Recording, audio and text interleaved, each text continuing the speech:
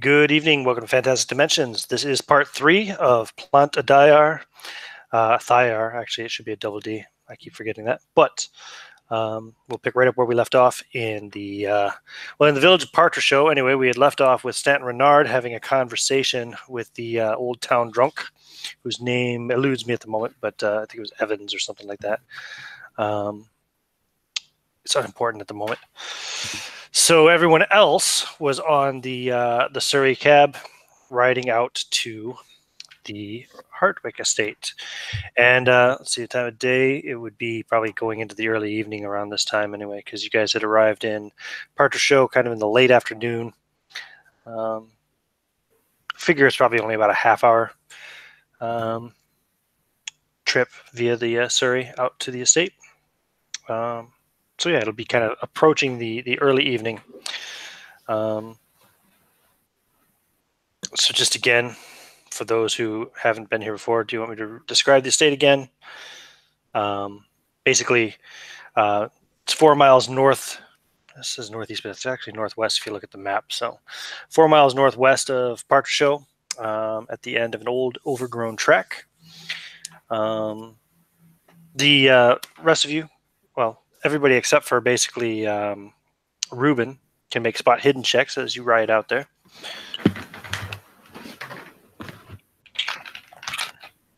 One day I'm going to have my dice ready. If you're actually paying attention to the countryside. If you're not paying attention to the countryside, exactly the same. If you're not paying attention to the countryside, don't bother making the roll if you don't want to. Just if you happen to be looking out the windows and looking around. No. Yeah, I failed mine. So 16. I don't know if I made it though. 16 probably. sounds like you should make it. You're rolling percentiles, right? Yep. Yeah. Yeah. Oh, that's what we're doing now. Okay. No, 16. Just checking you didn't roll a d20. You never know. Yeah, 16. I got to pull my character up. Sorry. Why does he always succeed? Yeah, right. D20. But I rolled a 1. I roll a d10 whenever I make my Cthulhu Mythos check. Yeah.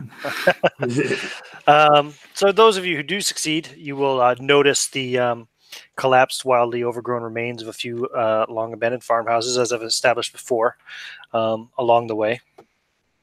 There's my little wilderness map. You can see Nathan. He's getting quite a bit more animated now.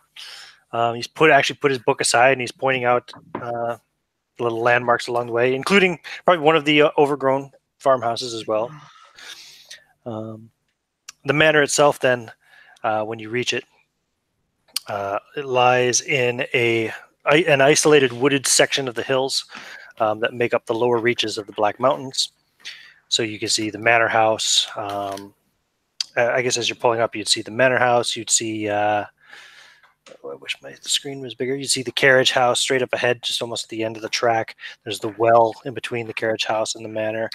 You can see the stables and the shed a little further back. And you might even glimpse off to the left as you're kind of pulling up, approaching the manor house itself. You'd see the shed in the back there as well. So there's actually 2 sheds. That's for those of you who had not been here before.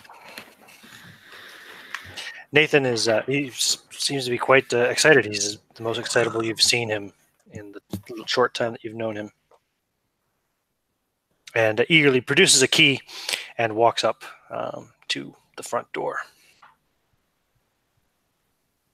Okay, I guess we follow, stick close to him is, I guess, what I'm thinking. Mm-hmm. If you wish. I assume good manners that I shut the door on the way out. So Of course. Presumably, did you lock it? I honestly would say just by habit I wouldn't, Okay. but I leave that up to you because I think we were a little unnerved at that point. So or perturbed. No, you weren't unnerved until you were boarding the carriage. I was perturbed. The whole Were you? bucket thing. Well, Yeah. did you bring a bucket with you this time, by the way? Bucket and rope. You did. Yeah, good. Do you want to tend to the well then, while the rest of them are going in the house? He's over it. He's going to let the other folks deal with it. He's done. Okay. So yeah, Nathan will go in quickly and kind of examine the house. So again, the manor house is 2 stories. Looks to be structurally sound. None of the windows are broken. There's still a few cobwebs and a little bit of dust inside, but the worst of it seems to have been cleaned up recently by his uncle. It's only sparsely furnished, and the furnishings that do remain are all draped in sheets. I have a map of the estate here. There we go. So going counterclockwise from the front door, the first room on the ground floor is the dining room, within which the only furnishings are a pair of candelabra atop a large dining table and a half-dozen high-backed wooden chairs. Next door to this is the sitting room, which contains 2 stuffed chairs and an end table. At the end of the hall, there is a water closet. Looks to be of later construction than the rest of the house, but currently not functioning. At the back of the house, there are stairs up to the first floor. And in the hall here is a stack of recently cut firewood. Nearby, there's a large study with a few bookshelves which stand half empty. Some of their former contents lying in boxes on the floor. The room itself is furnished with 3 stuffed chairs, a pair of tables, and a wooden desk and chair. There's an oil lamp sitting on the desk, and near it there's a sheet of paper, which Nathan goes over and looks at quickly and says, "Oh." He says, "It's my uncle must have been using this. It's the addresses of his solicitor and Mr. Jones. Otherwise, the desk just contains unused writing materials. And there are a few more pieces of firewood and a set of pokers stacked near the fireplace here in the library. And in the south wing of the house, there are the old servants' quarters, including an uncovered and unmade bed, a pair of dressers, and an oil lamp. The nearby kitchen contains only a few basic cooking and eating utensils, and there's no food at all. The pantry is also empty of anything edible, just the remains of some moldy, rancid, or spoiled food in there. And a door off of the kitchen then opens onto a set of stairs down to the tiny 15-foot square cellar, so about 3 foot by 5 foot, if you want to imagine the dimensions of it. And again, here, also nothing edible remains. But obviously, this would be where perishable foods could be stored. And lastly, there's a storage closet near the front door, which contains a broom, an umbrella, a pair of battered and muddy leather boots, an oil lamp, and a pair of heavy moth-eaten cloaks. Continuing the tour of the manor house, going up to the first floor, the master bedroom is located directly above the study. This room contains a large canopied bed, a pair of dressers, a dressing screen, and a table and chair. Give me a spot hidden roll. Everybody who's going along with Nathan at the moment, anyway, who's in the master bedroom. Ruben is going along, but he has a casual grip on his shotgun. Okay. Ruben and Mrs. Morrow, you can actually make this roll with a bonus die. With a bonus die, I have a 2. Okay. How does bonus die work? 2d6. No. I mean 2d10. Sorry, 2d10. Right. You take your lowest one, and then you roll another 10 to represent your ones. Right. So like normal percentiles. Here, let me bring back my camera. Okay. You'd roll your normal percentiles. Yeah, yeah. And then you'd roll an additional percentile die. Okay. And you would take the lowest of the 2 potential percentiles. Yeah. So your digits will always stay the same if it's a 1, 2, 3, 4, whatever. But let's say you rolled a 20 and a double 0. Unless you rolled a 0 on the digits die, the double 0 is going to be lower. So you would take that. You know? Okay. And penalty dice works the same way, except you would take the higher instead of the lower percentile. Well, even with the bonus die, I still did not make it. That's fine. Those of you who did succeed, I know at least one did, will notice there is a worn mark on one of the bedposts. You don't have to make a roll to presume, Mr. Carmichael, that this is probably where Clarissa hung herself, and the worn mark is from the rope. Mm-hmm. So again, moving counterclockwise, the next room is a large bathroom, complete with a claw-footed tub, a water closet, and a mirror and wash basin. Down the hall, there's a large storage room filled with boxes of family memorabilia, basically old clothes, papers, trinkets, and an empty oil lamp as well in there. And then there are 3 identical guest rooms on this floor, each containing a bed, a dresser, and a table and chair. Between 2 of the guest rooms, there is a sitting room outfitted with 4 stuffed chairs and 2 end tables. And at the end of the hall is a linen closet containing a broom and a few extra bedclothes.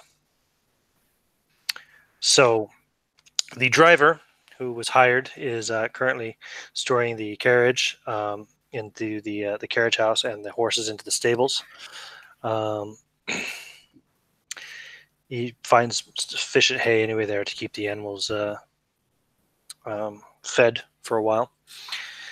Nathan decides that he wants to use the servants' quarters as his room, and it looks like that's probably his uncle had used it as his room as well, since the bed is unmade in here.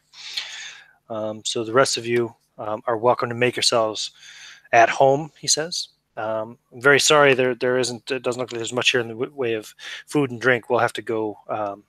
Have to arrange a shopping trip in the village tomorrow to store up on some things. As we were looking around, did we get a sense of whether any of the rooms had been disturbed or used? Like, clearly some of the rooms haven't been used very much for maybe quite a long time, but maybe is he a colonel? Yeah, the colonel. Maybe he spent some time in some parts of the house more than others, or we could get a sense. Yeah, you would assume the rooms that had oil lamps in them. Yeah, so that's what I was thinking. That was in the study and library, also in the storage closet where the family memorabilia was in the boxes and stuff. Like I said, the servants' quarters as well. So the room with the memorabilia in, is there a sense of what he might have been like? Let's imagine he was there with his oil lamp and he was looking at some. Were there particular things that are near the oil lamp or that have been clearly? No, everything's in the through? boxes. Okay. And if you can spend some time looking through it if you wish, but yeah, there's really nothing spectacular, nothing revealing or that bears any kind of information that might help, I guess, with your investigation. Anyway, it's just like old clothes, papers, trinkets. Ian, could you put the map back up? Oh yes, I'm sorry, I forgot I not put it back up. No, wrong map. Yep, that map. That's the map. Yep. I'd like to ask Nathan a question. Nathan, how long did you plan on staying here at this estate? Oh, I don't know. I mean, we've only just arrived. I need to, explore some more and see what I can find out about it. Decide what I'm going to do with it. I mean, were you planning on staying longer than a week? A couple of days? A month? Oh, I reckon it would take at least a week. Okay. I'm going to check the status of the well. Very good, Mr. Carmichael. I wish you luck, he says, looking at you oddly. He's going to go secure his bucket and rope. Okay. Mrs. Morrow will go with you because she knows that you're jumpy. Mm-hmm. Very good. So I might spend some time looking through the memorabilia and trinkets and stuff like we just discussed. So that might occupy me for a while. Okay. Yep. No problem. On his way out, Ruben's going to point to his gun to anybody that looks and nod. Mm-hmm. I have no idea what that means.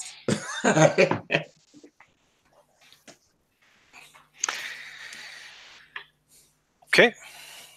So, by my count, anyway, there's 1, 2, 3, 4 bedrooms available here in the house. One of which is the master bedroom. So 2 people could share if they wished, comfortably. If it's all right with Nathan, I'd rather stay in the servant quarters. It's on the ground floor. Well, that's where he is staying. Oh, okay. He says, you seem like a very nice fellow, Mr. Zorn, but I would rather not share a bedroom with you. Quite. While everyone's doing that, I'm going to check the door. I'm just going to do it once around the doors and windows and see how secure they are. Okay. As secure as they can be. Anyway, they're all in normal working order. Nothing is broken or,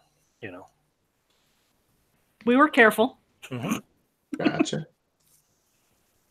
So it strikes me that I think there's a kind of unspoken nervousness about Nathan's safety, right?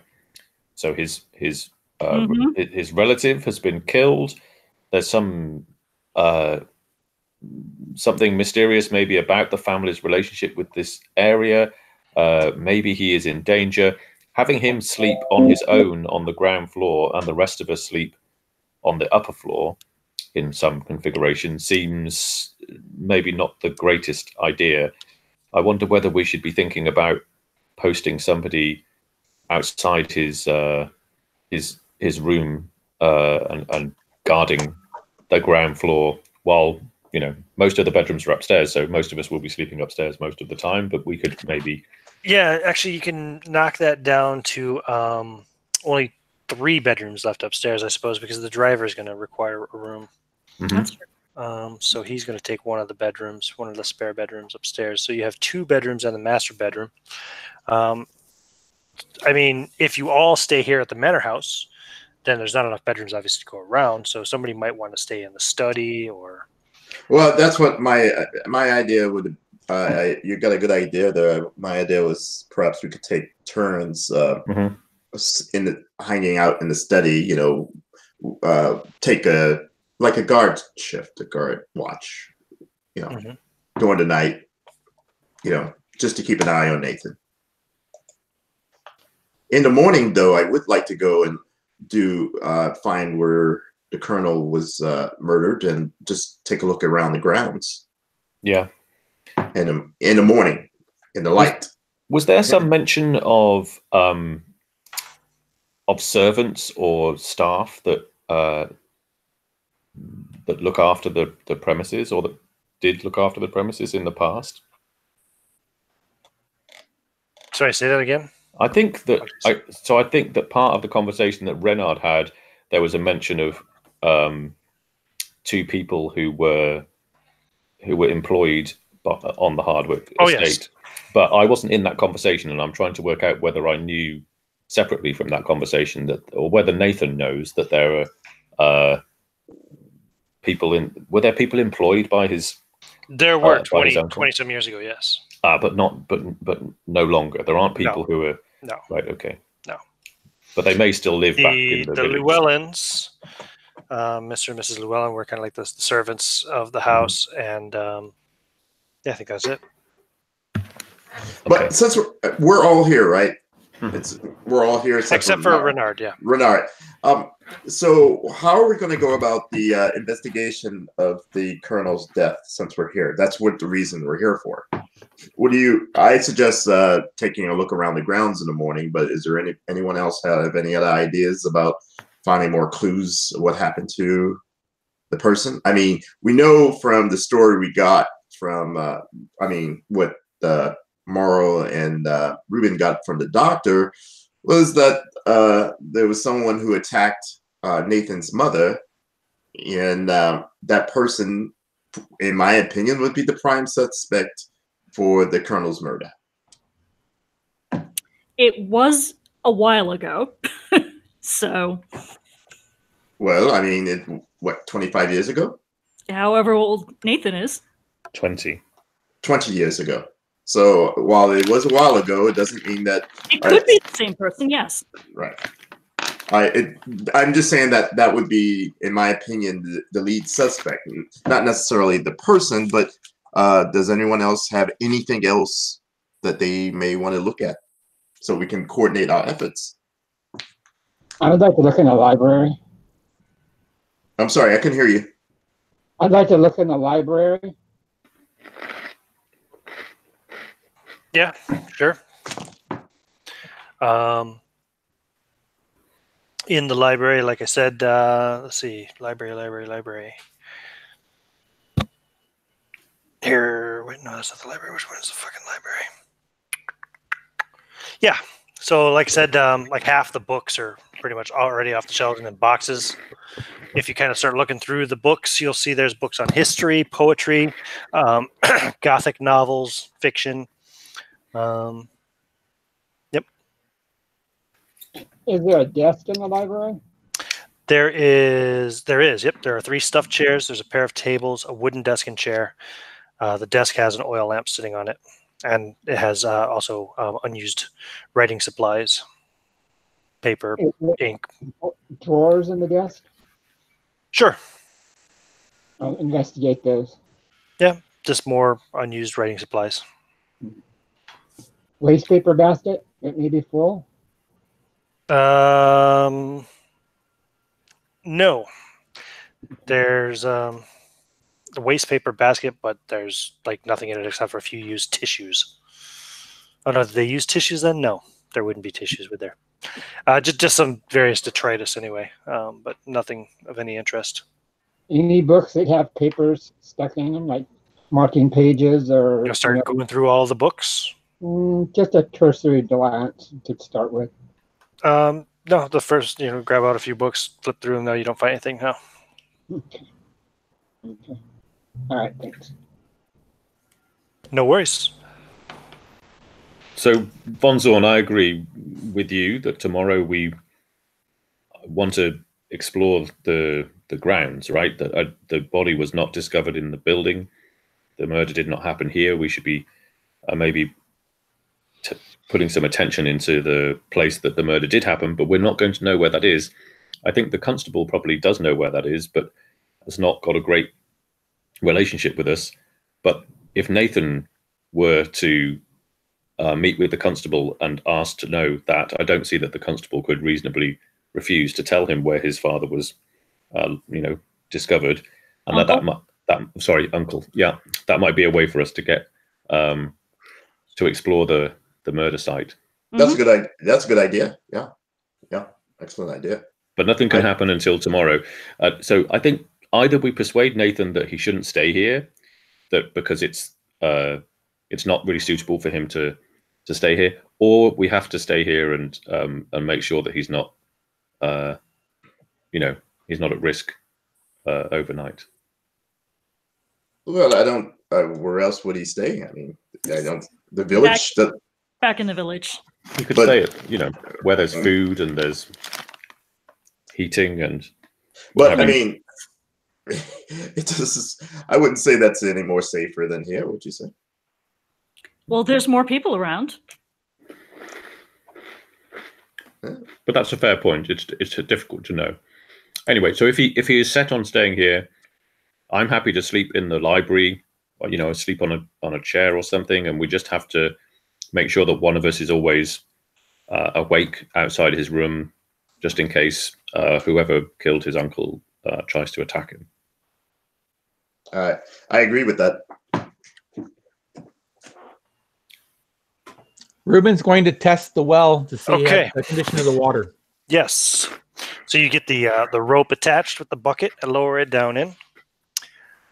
Bring it back up out, and the water looks clear. If you test it a little bit, yeah, it seems to be potable. It's cold. Nothing wrong. It's good. It's good well water. Good. Roll Well, Constitution. No, just kidding. I'm All right. very glad you brought a bucket and a rope. Now we at least know that for sure. Roll He's save gonna- versus diarrhea. He's gonna tie the end of the rope off to a post so that in case someone drops, the bucket, it doesn't fall in. Of course. And he's gonna head back and madam, please follow my lead. All right. And when he gets there, he's going to make the announcement. Unfortunately, the well is spoiled. There was some sort of dead animal. I pulled up the remains of pieces of it, tossed it to the side. It's going to have to be purged. We will not be able to drink from the well. What? And without food, clean sheets, feed for the horses, or any other basic necessities, I do not believe we should stay. The driver speaks up. So, there's plenty of hay there for the horses that should last at least a week. Stop by the hay. The hay looked rotten. Ruben, I don't think it's a good idea. I don't think I fed the horses from it when you were out here a few days ago, and I've just fed them from it again, and it seems fine. And Ruben, I don't think it's a good idea to leave now. It's in the evening time, and going back maybe just as hazardous as staying. Nathan walks past you and walks outside. No. He starts walking towards the well. Cool. He's going to follow him. With his shotgun. He'll lower the bucket down in.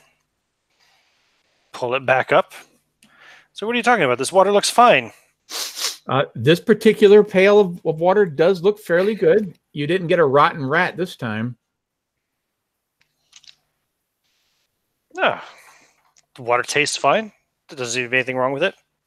So no, I intend to stay here. If you don't wish to stay here, though, as I said, Mr. Carmichael, please feel free to return to town.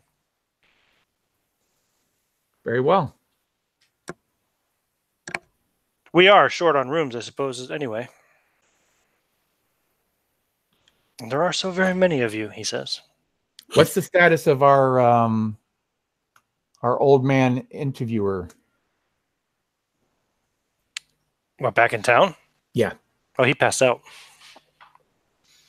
No, I meant our interviewer, the one who interviewed him. Oh, San Renard. Yeah, we'll get back to him. Oh, okay. I'm sorry. He's still there. He's still in town. Ah, very good. So you staying or going, Ruben?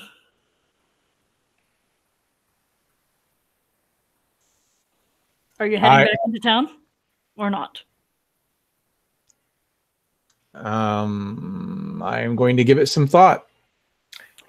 I think he made an excellent point that traveling down the road where all of these attacks have happened after dark might not be advisable. What do you mean all of these attacks? There was talk of wolves and bears in the town. Oh. Do you think perhaps that's what happened to my uncle? Perhaps. Indeed, something. Doesn't explain the stab wounds, though. No, it seems unlikely that it was animals, given the description that we've got so far. And the fact that your father wasn't eaten or gnawed on. Your grandfather. I mean, your uncle, sorry. Your uncle wasn't eaten or gnawed on. Don't worry, Von Zorn. Your English is far better than my German.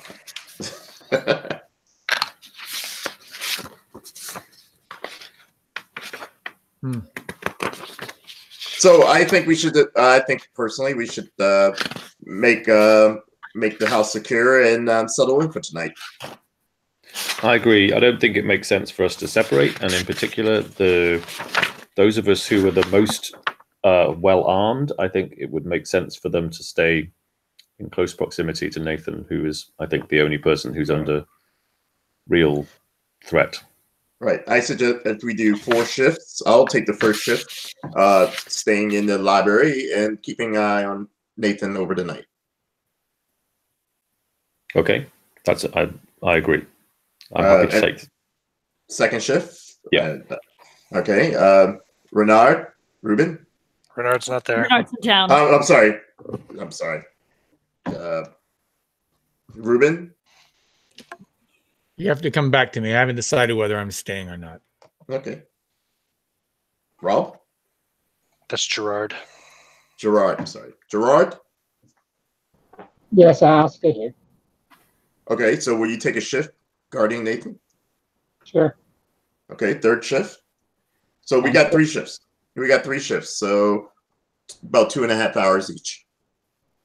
Okay, that's fine. Thank you. Okay. Madam, what will you be staying? And if so, where?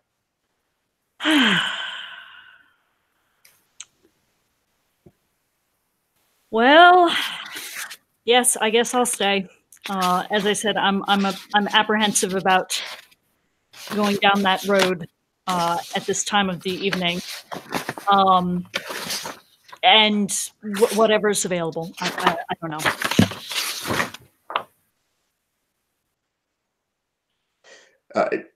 Alice, you did bring your pistol with you, didn't you? Of course. Very good. Then I'm sure you'll be fine. Now the two of us were out in the well while y'all were discussing all the arrangements. So clearly the rooms will be already taken. What about the servants' quarters? Did somebody No, the already servants' quarters are where Nathan's staying. Mm-hmm. Gotcha. And one of the bedrooms is for the coachman. Mm-hmm. And where's everyone else? I'll stay. I'll stay in the library with. Oh my God! I'm sorry. I can't remember any of your names. I'm sorry, guys. I'll stay in the library with the coach. Jeez. Bursey, Walter. Walter. Yes, I'm sorry. I'll stay in the library with Walter. This is big enough for two of us. Yeah, it's plenty large. And who's got the master bedroom topside? Nobody yet. And why didn't Nathan take the master bedroom? Because he chose the servants' quarters. So it's where his uncle had been staying, and that's where he wants to stay now. Mm-hmm. Nope. You don't really want to convince him to sleep in the master bedroom where his mother hung herself, do you? Nope. Not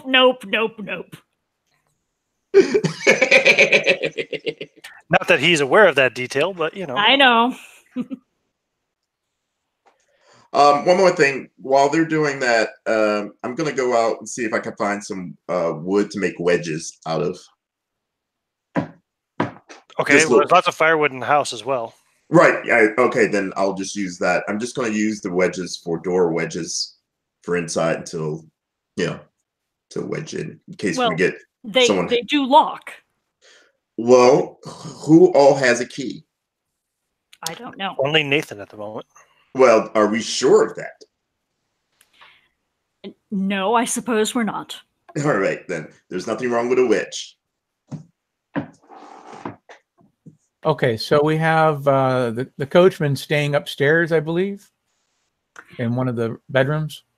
Yes, and if Mr. Bursey and Mr. Von Zorn are staying downstairs, then that would leave one bedroom for you, one for me, and one for Mr. Bonham. Right? Yeah, that means one of us would be in the master bedroom. I'll stay in there. No, I'm sure it'll be fine. All right. Okay. Good. Back to Stanton Renard. What were you doing after your conversation with the old man? I think his name was Evans. Well, after having the conversation, he was going to try. I remember he tried to get transportation to get out to where the Hardwicke house was, but no one would give him a horse. Nope. In fact, anybody you try to speak to, they kind of give you the cold shoulder, and most of them mutter something in Welsh to you. Do you speak Welsh? Nope. No. Yeah. They don't seem to like you very much. Who does? Typical reaction to French people. I was going to say that. Hell, even French people don't like French people. Yeah. One particularly grumpy older man says, "Well, if you don't like our village, perhaps you should have left with your friends in their carriage. Stop bothering me." No, I would be glad. I would be glad to. I just need to know the way to get there. Well, maybe you should start walking. And I'm sure it's the afternoon, right? It's early evening, but Early evening. you know, it's from the description you got. It's about 4 miles, so it'd be a little over an hour for a walk. You reckon you could make it there before dark if you left now? Yeah. Yeah, I'm gonna do that. Okay, cool. So you start walking. Nathan, kind of getting comfortable around the house and stuff. He makes sure that there's Kind of pulls the sheets off of the various furniture since the house is full now. He says it's time to make it livable again. Checks to make sure that the bedrooms all have blankets and stuff, and he finds a couple of extra blankets to put in the study for Burzy and Von Zorn. He says, "Yeah, I'll leave the doors unlocked in case anybody wants to go outside. The water closets aren't functioning, so I think if you need to use the privy, that's probably the best way to do so." Can I see about getting some fire started in the fireplaces, like the Yeah, library, absolutely. I guess? Yep. Start warming the place up, lighten it up. He says we'll have to get more lamp oil in town tomorrow too. There's not much left here. Lamp oil, food. I think the water in the well is fine. I think that Carmichael guy is insane. What's the matter with him? He doesn't seem right, does he? He's seen a lot. He has seen a lot. Wow. Yeah. Just being cautious, probably. Paranoid is the word I would use. Oh, before you light the fireplace, let me take a look up the chimney real quick. Sure. Roll initiative. No, just roll initiative? What? There's no rolling initiative in Call of Cthulhu. I know. Oh my god. Yeah, okay? What are you looking for in the chimney? One, just any blockage, or just how it looks. Getting a lamp to shine up there to try to see. Yeah. Oh yeah. It looks it's dusty and greasy and kind of. But it's not gonna. It's clear. It's clear. Yep. Okay. All right. Yep. So could we have maybe a bit of a sit-down conversation with Nathan about it's what we would like is for him to stay in the building and not be accompanied by somebody at all times. Conversation with everybody basically in the study probably, or in the dining room maybe. Dining room has more chairs. So I think try to impress upon him that there is a significant risk, that there's a potential threat to him as the inheritor of this estate, and that he should. Why? Well, we don't know what the reason for your uncle's death was, but it coincided with him returning here to take charge of this estate, and that's something that you are now doing. So until we know what happened, I think safety first is the best course of action, and all it means is not spending time alone, not leaving the building without somebody accompanying you. Nothing too onerous. I think that's a bit too much. I hired you to investigate my uncle's murder, not to babysit me. Well, we'd rather only have one murder to investigate. Oh, I see. You're afraid something happens to me, then you won't get paid. Well, not so much that, Well, we shall see.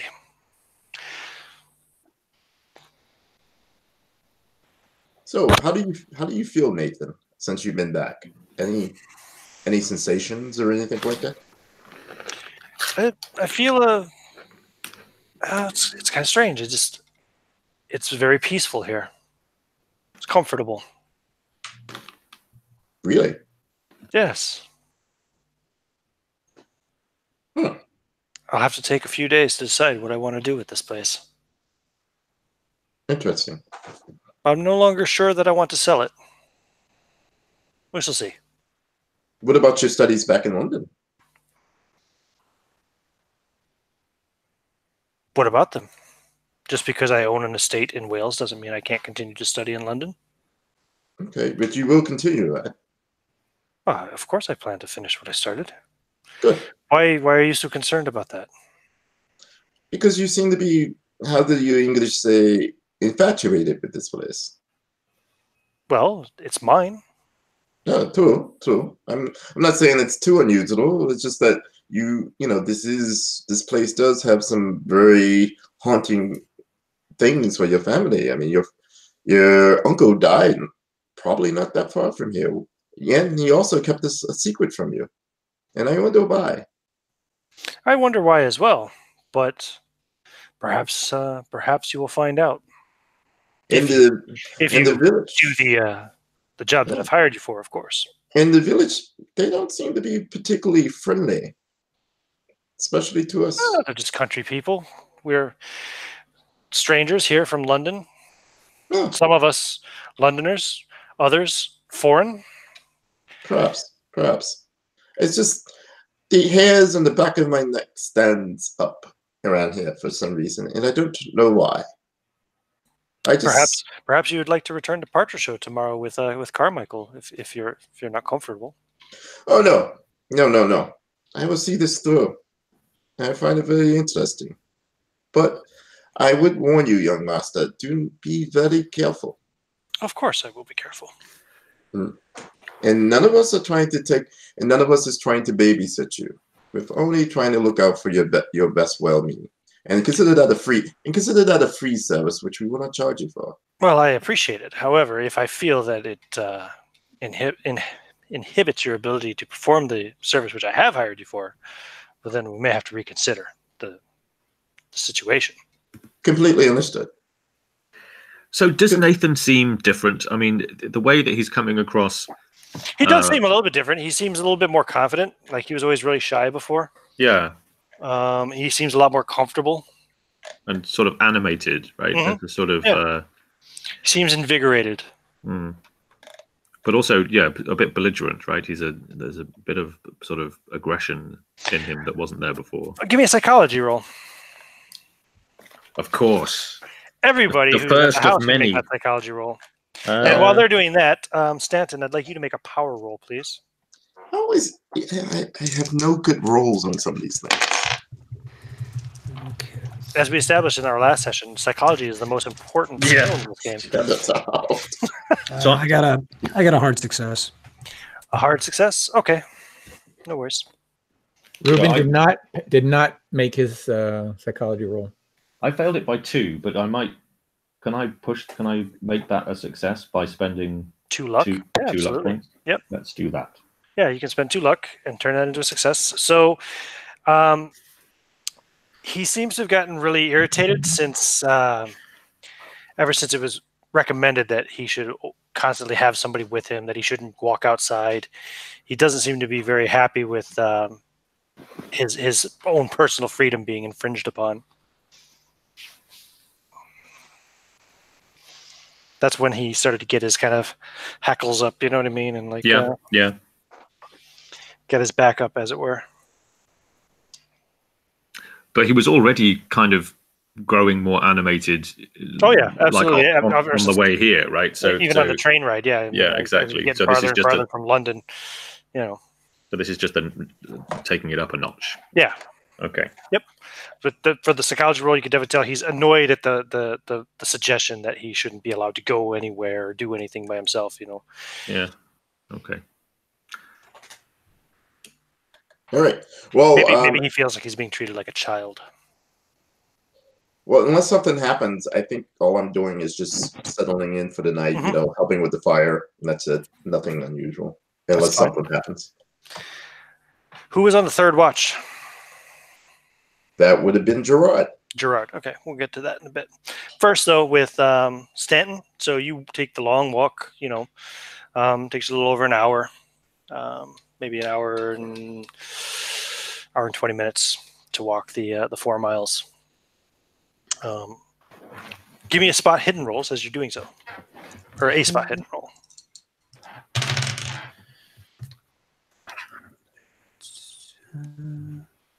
It's a regular success. Regular success. Yes. So as you're kind of walking out, about halfway along the journey, you'll notice off the track, you'll see a ruined farmhouse.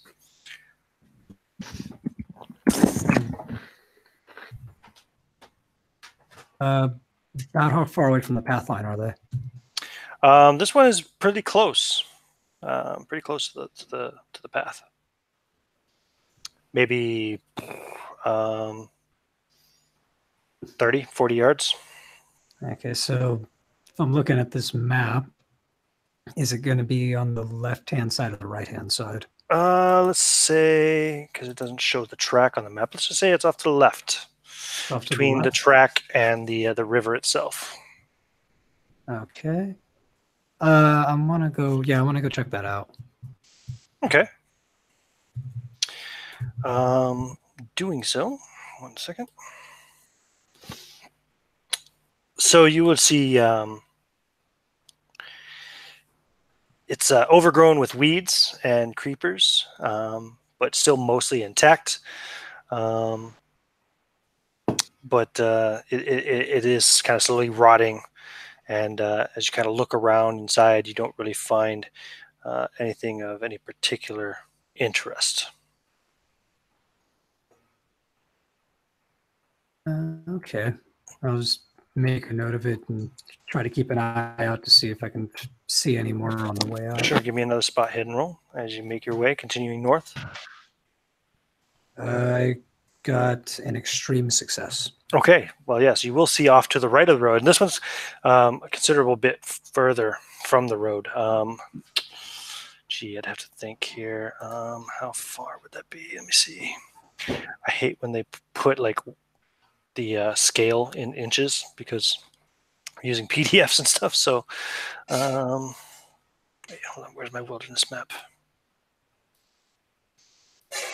That's the estate itself. Here's the wilderness map. So let's put this at 100% size. I guess that's the easiest way to do it. I mean, so yeah, it's nearly it's between 1/2 and 3/4 of a mile from the road. This one, but you can see it anyway. See some of the remains of this home, this farmhouse. To the right, that would be farmhouse B, abandoned ruined farm. Pretty much as you kind of look, you see like a really wildly overgrown mound of green, and then you can kind of see the partially collapsed remains of a barn and cottage as well over there. Stone-walled cottage. All right. Is there anything off about the place at all? Give me a power roll. Okay. That's a regular success. I mean, yeah, not really. It's an old, ruined, abandoned farmhouse, you presume. Okay. Okay, again, I'll make a note of it, and I'll just keep moving on down the road. Okay, give me one more spot hidden roll. Regular success. As the track kind of gets closer to the river now, and then across the river, you see the ruins of a third kind of farmhouse. Also kind of mostly collapsed and overgrown. If you hadn't made the spot hidden roll, you probably might not have even noticed it whatsoever. Mm. Now you go ahead and give me another power roll. Okay, so that one was an extreme success. An extreme success? Yes. You feel like you're being watched Mm. as you're staring out at this.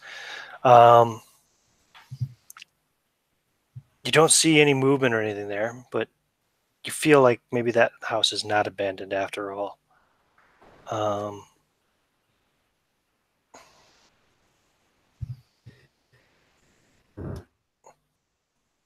Well, is it accessible for me to go take a look at? You'd have to get across the river, but yeah, there's definitely a point where you could do that. Might get your shoes a little wet or whatever, but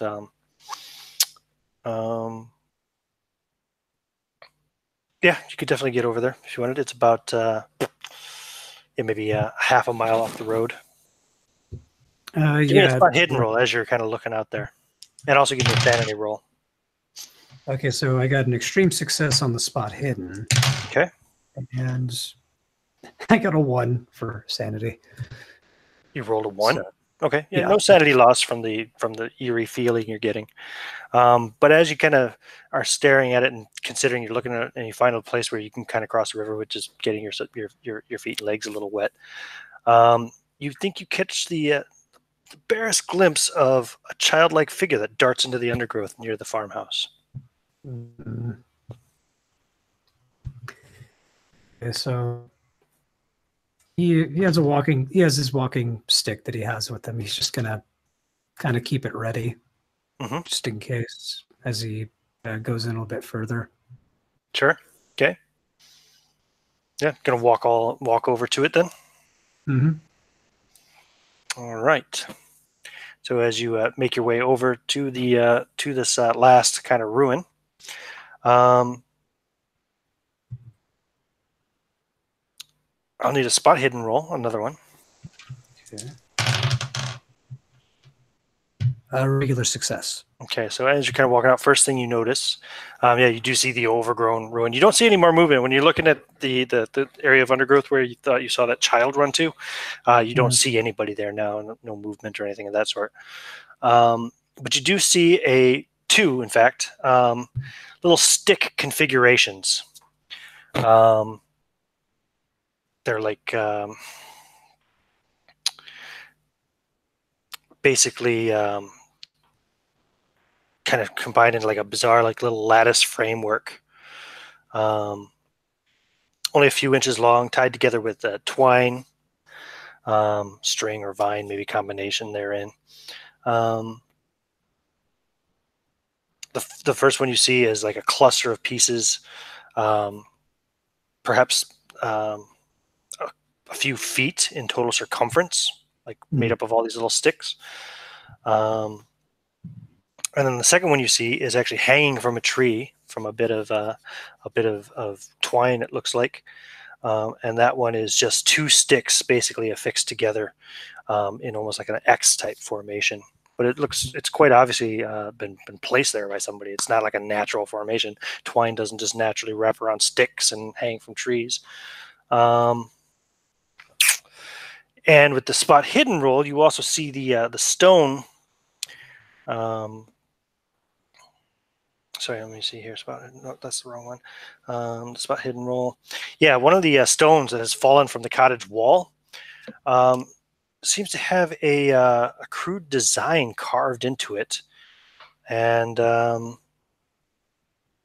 give me a Cthulhu Mythos roll. Oh, kids.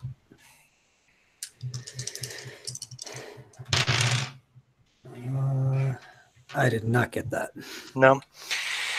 Well, you're not sure.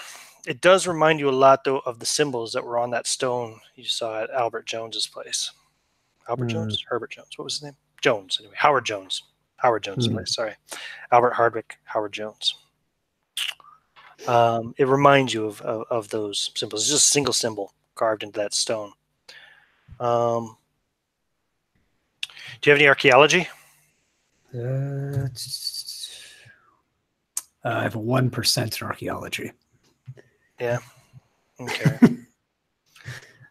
Well, you can try to roll it anyway. Yeah. Archaeology? Wait, what's the... No, I didn't get that for archaeology. Sure. What about something like natural world or... No, natural world wouldn't work. Archaeology doesn't seem like the right skill to me for some reason, though. What is archaeology the study of? Is that the study of cultures and stuff? No, what's that? That's anthropology. Anthropology. Do you have any anthropology? 1%. Try that as well. Okay. I think anthropology. Well, actually, for that one, if I spend 3 points of luck, I can get a success. Okay, do you want to spend it? Yeah, I'll do that. So as you're checking out these stick configurations, looking a little bit more closely at them, you're pretty sure that they're very recently made, and they seem to be the work of a primitive, like of a primitive human race. All Perhaps, right. yeah. Well, yeah, you get the feeling that maybe like a secretive, primitive human-like race that holds nature in high regard. It reminds you of some stuff that you've seen before. Of course, you know, you wouldn't expect to find something like this in the British Isles per se, but yeah. Okay. And you can make another Cthulhu Mythos roll as well if you like for after succeeding on that roll.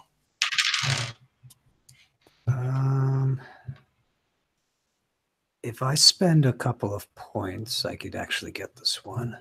How many points do you need to spend? 4 points. And I'll do that. So as you're thinking about what your anthropological knowledge your studies have reminded you of. You also remember seeing in some mythos tome that you had looked at before a mention of similar devices being used by pre-human civilizations in accordance with the worship of some of the more nature-oriented mythos entities, specifically Yig and Shub-Niggurath.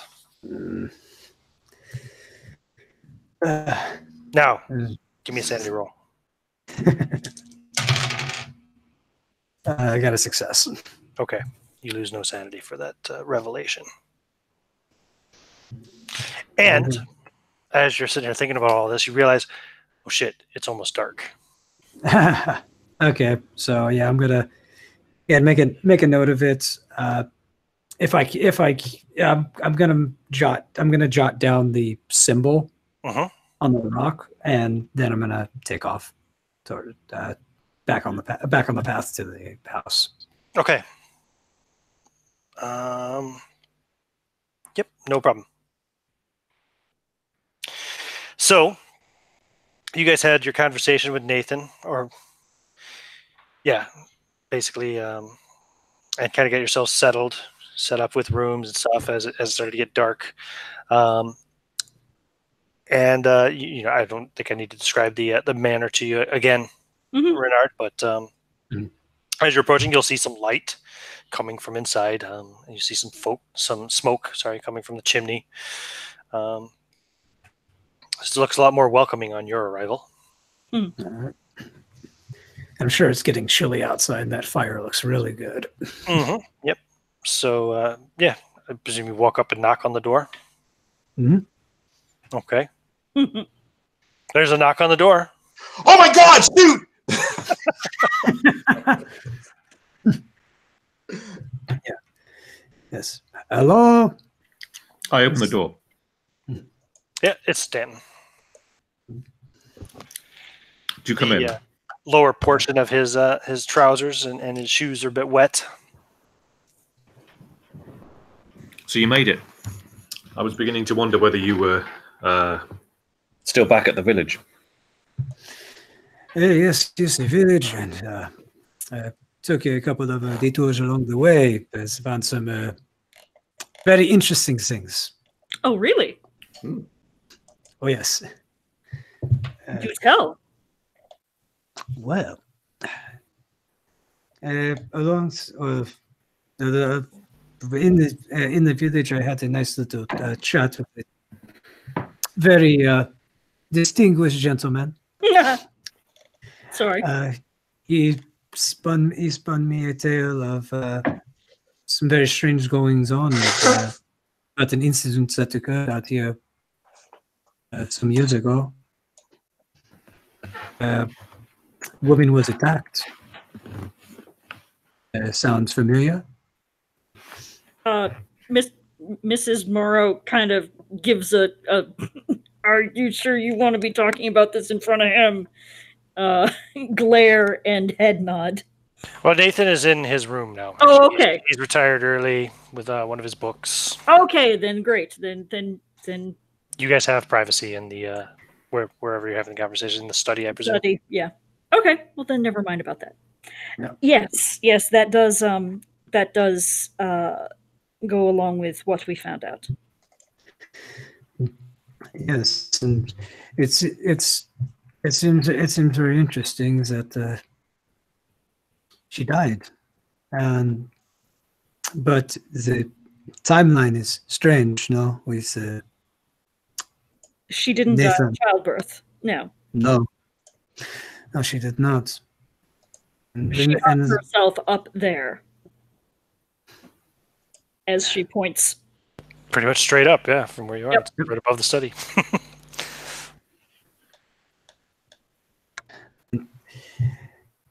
They said she was attacked, but they never found her attackers. But it strikes me as odd. The old man mentioned something else.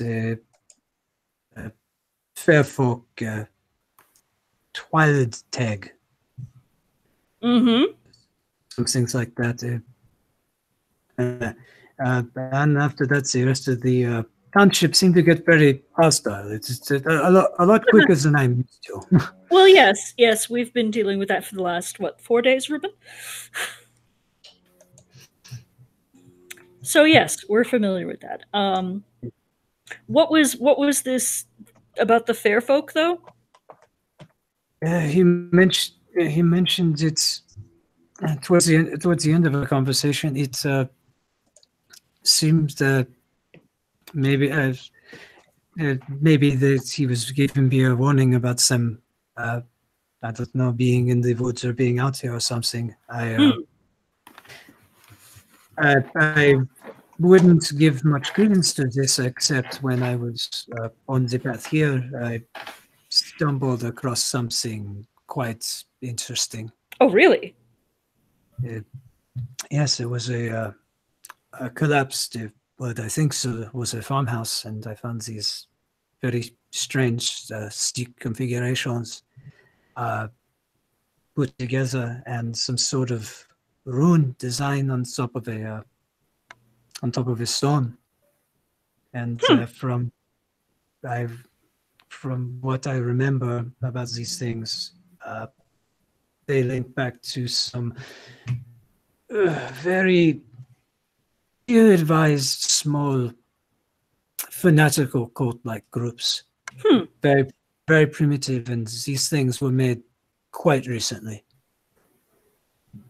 Not those gentlemen, not those small savages we saw before, right?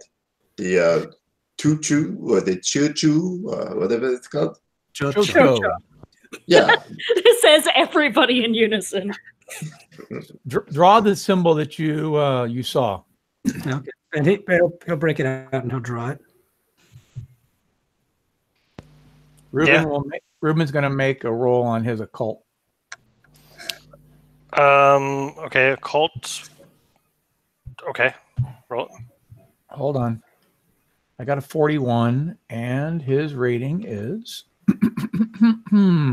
his occult is a whopping 80. That's his #1 skill. Woohoo! Okay. Damn. So looking at the writing, you're using occult. I'm trying to think if it has any occult meaning or value to it. Let me see what it means. The whole point of him having the occult was as a collector of arcane objects. Mm-hmm. So he's looking to see if it's anything that he found familiar from before. No. However, how did we work that out? You originally had taken Cho-Cho as a language, right? He does have Cho-Cho, yeah. He's got a 33 in Cho-Cho. Right. This is not in their language per se, but you can roll Cthulhu Mythos if you have any. I have none. Oh, then no. He's got Chinese, Latin, Egyptian, English, and Cho-Cho. Yep. Which I presume is just their normal spoken and written language, similar to Tibetan. Yeah, one would assume, yeah. No. I always figured it to be a pigeon. But you don't have to make a roll to say that it definitely looks similar to the symbols that were on the stone that they would have described. In fact, we took a rubbing. Yeah, you have a rubbing. It looks similar to one of those. It looks similar to those that alphabet. Probably the same. Very good. And I believe your man Gerard had even found out what that language was called, right? Was that not mentioned to you, Gerard, by No when you spoke to him? I don't remember, possibly. Yeah, I think it was mentioned that it was they were Aklo letters. Yep. This is actually, too. Renard had identified it as Aklo letters, but he couldn't decipher them. Renard, where did you say you find this set again? This set again? One of the ruined farmhouses. Yes, it's not too far from the estate. Well, I think in the morning we should go back and take a more thorough look at it. Yes, and one more thing about this. I've got the very distinct feeling that I was being watched on the way up, and whatever was watching me I lost track of very quickly. Wait, you lost track of it? You're one of the best. You're one of the best trackers out there. I mean, and they was able to get past you. Yes, you got past me, and I would recommend that the young master is this place not be left alone. We are surrounded by woods, and if these things are what I fear they might be, we have come to a very dangerous place. What do you fear they might be in the not? If there's these fanatical cult worshippers of Jaeger, Shub-Niggurath, they won't. If they haven't attacked us yet, I think they want something, and they're just waiting. So I would not, and if they're the ones who possibly are involved in this, from the murder to the attack, yeah, it's not going to be good leaving them alone. Well, one thing to think about is that if what we've heard is correct, and if what his mother feared is correct, then it's possible that Nathan is half one of these fair folk things. What did you explain? What are you saying? That he's... I don't know, but that may be. It may be. Well, you notice that he's feeling much better lately. I mean, he's been awful and sickly and just looked absolutely dreadful when we were back in London, and he just seems much more alive now. And that does go along with a lot of the tales of the fair folk, are that they're tied to the land in some way, and he's now in the land of his birth. That makes sense. I think we should double the guard tonight. There should be 2 on shift, just in case. And I'm afraid, Alice, I may have to ask you to take one of these shifts. That's fine. Do everyone agree, or any disagreement? No, that's sensible. So the Evans back at the bar was warning you of some kind of supernatural entity out in the countryside. All of the people in the village are, aggressive or uncooperative. Do you think that the villagers are this cult, or that some of them, or many of them maybe, are involved in this cult? It's possible, but I think it's strange that I believe a cult would want us to, would probably want us out here to be surrounded by the enemy. I think that they're afraid of them, and they don't like people going around, poking the bear. Makes sense. Yeah, but it makes me, yes, I agree, but it feels like we need to tread carefully with what we share with the locals. Yes. Oh, yes, I agree. Well, the first order of business is surviving the night. Indeed. Is everyone well armed? Yes. Aye. Renaud? Oh, I thought this trip would be dangerous, so I made sure to pack my Lamont revolver. Okay. Gerard? I have my sawed-off shotgun, double-barreled. And Ruben, I know you're well packing. Okay. Indeed. Too much information. I knew you were going to say that. Yep. Burzy, does Burzy have a weapon? I seem to recall him saying he had a spanner. I have a wrench, yeah. Not quite as tooled up as everybody else. Right. It can pack a punch, though. Yep. Walter, are you capable of shooting firearms? I don't have a lot of experience of that, to be honest. But how hard can it be? Of Point course. and shoot. Point and click, right? Of course. The closer, the better. I tell you what. Here's the repeated carbine. It's the American cowboy type of rifle. Ah, yes. I think I've read about these. Just pull the trigger here and reload by pulling the lever here. Okay. Well, let's hope that we won't need to resort to it. No, of course.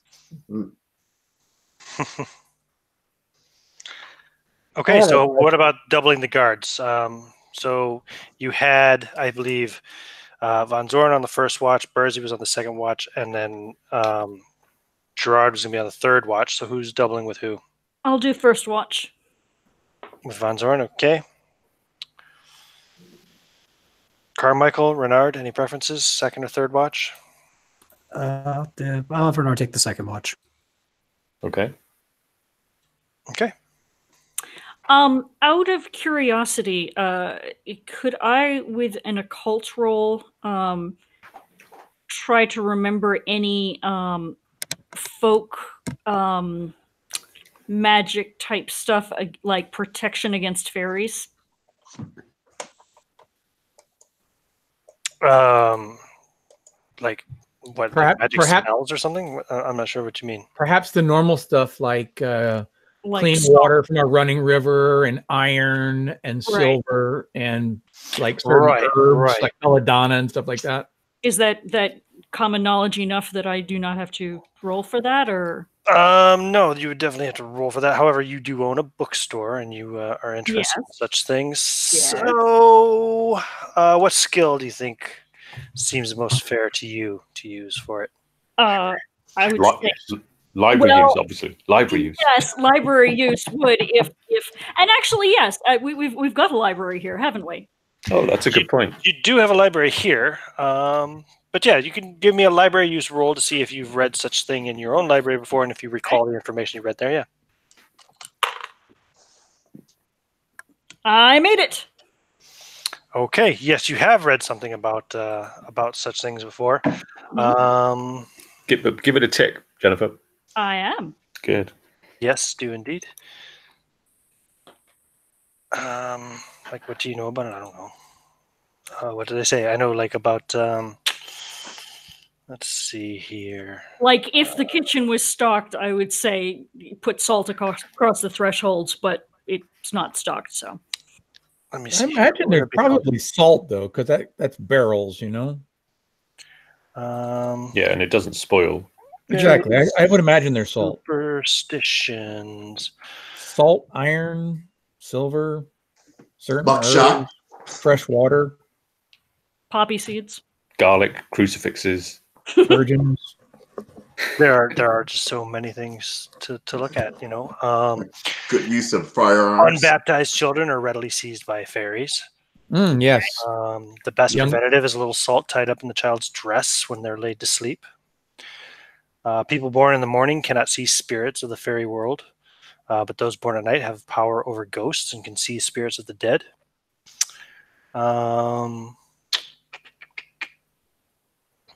That's an Irish fairy thing specifically, so we'll skip that. Actually, a lot of the stuff is probably Irish.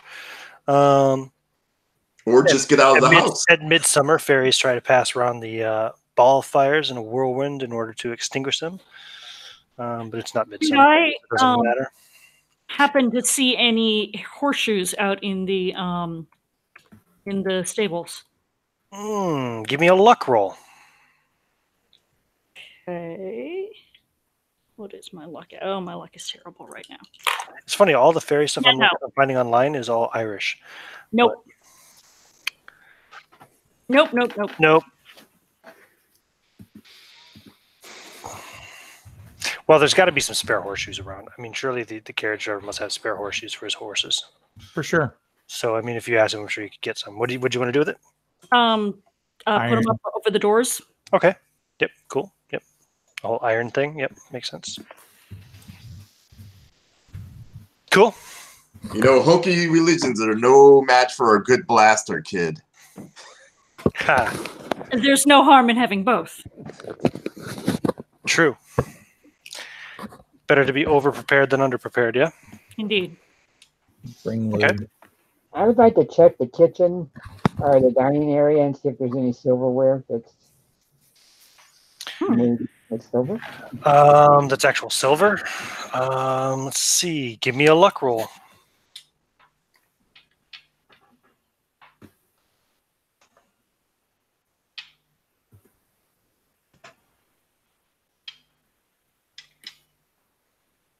How'd you do on that, Rob?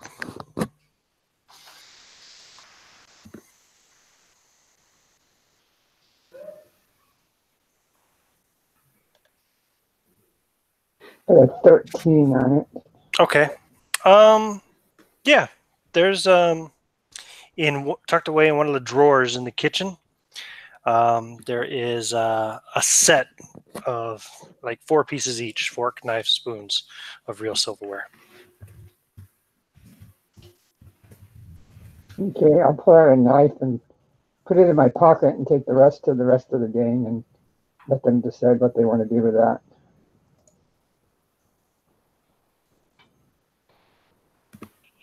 I plan, if anything comes in, I plan to shoot it before it gets close enough for me to stab it with a silver knife. So, Fair enough. Okay. Okay. Well. All right. So you guys will proceed to pass the night then. I'm sorry, who was on the third watch with Gerard? Ruben. Ruben. Okay. So yeah, about 5 o'clock in the morning, Nathan gets up, comes out of his room. Are you waiting outside his door? On watch? Yes. Yeah. Okay. So he sees you. He says, "Oh, geez, is that necessary?" Sorry, sir. I was a bit of an insomniac. I was just wandering around, and I just happened to take this seat. Merely coincidence. How are you doing this evening? And you, he says, looking at you, Gerard. I didn't even see Gerard. What are you doing there, Gerard? Well, I have a bad case of insomnia. I usually wake up this time of night and have to find something to eat or read. Yes. Well, whatever. Yes, I had quite a good night's sleep. I thought I would go for a nice little walk now. Would you like some company? If you wish, sure. Well, I would like to see the grounds at night. Perhaps there's a full moon. I haven't been outside. Oh, that would be wonderful. The sun should be up pretty soon. It sounds glorious. I imagine the sunrise is here to be most beautiful. Indeed. Okay. Lead the way, sir. Well, I'll follow your instinct. Sure, he will. He'll start walking. You both going with him? Sure. Yeah. So he goes out for a nice little walk out in the woods. As we start walking, I'm gonna nod to him to go back and wake the others. Go back, go back. He's gonna continue on. Okay. You're nodding to me? Yes. Sure. Okay. Oh, excuse me. I need to go back to the house. I left the candle burning in my room. So it's pretty foggy as you're walking. The valley kind of here of the Grwyne Fechan is intensely lonely and isolated. Woods are thick, steep hills. Visibility is quite limited. Even more so, of course, with the morning fog. The wilderness is kind of punctuated with like bird calls and animal cries, all probably very unfamiliar to you. You hear rustlings of hidden movement and other various little things, as you would walking around in the woods around dawn. Yeah, give me a power roll there, Ruben. Power roll. Here we go. Rolling. It is a 53, and power is intelligence, correct? No, power is its own thing. Yeah, power's. I have a 45, so I did not make it. Okay, no worries. Yeah, anyway, it's just it's very naturey.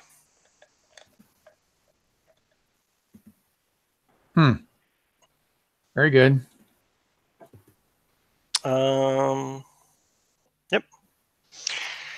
So Gerard, did you go back to the house to wake the rest?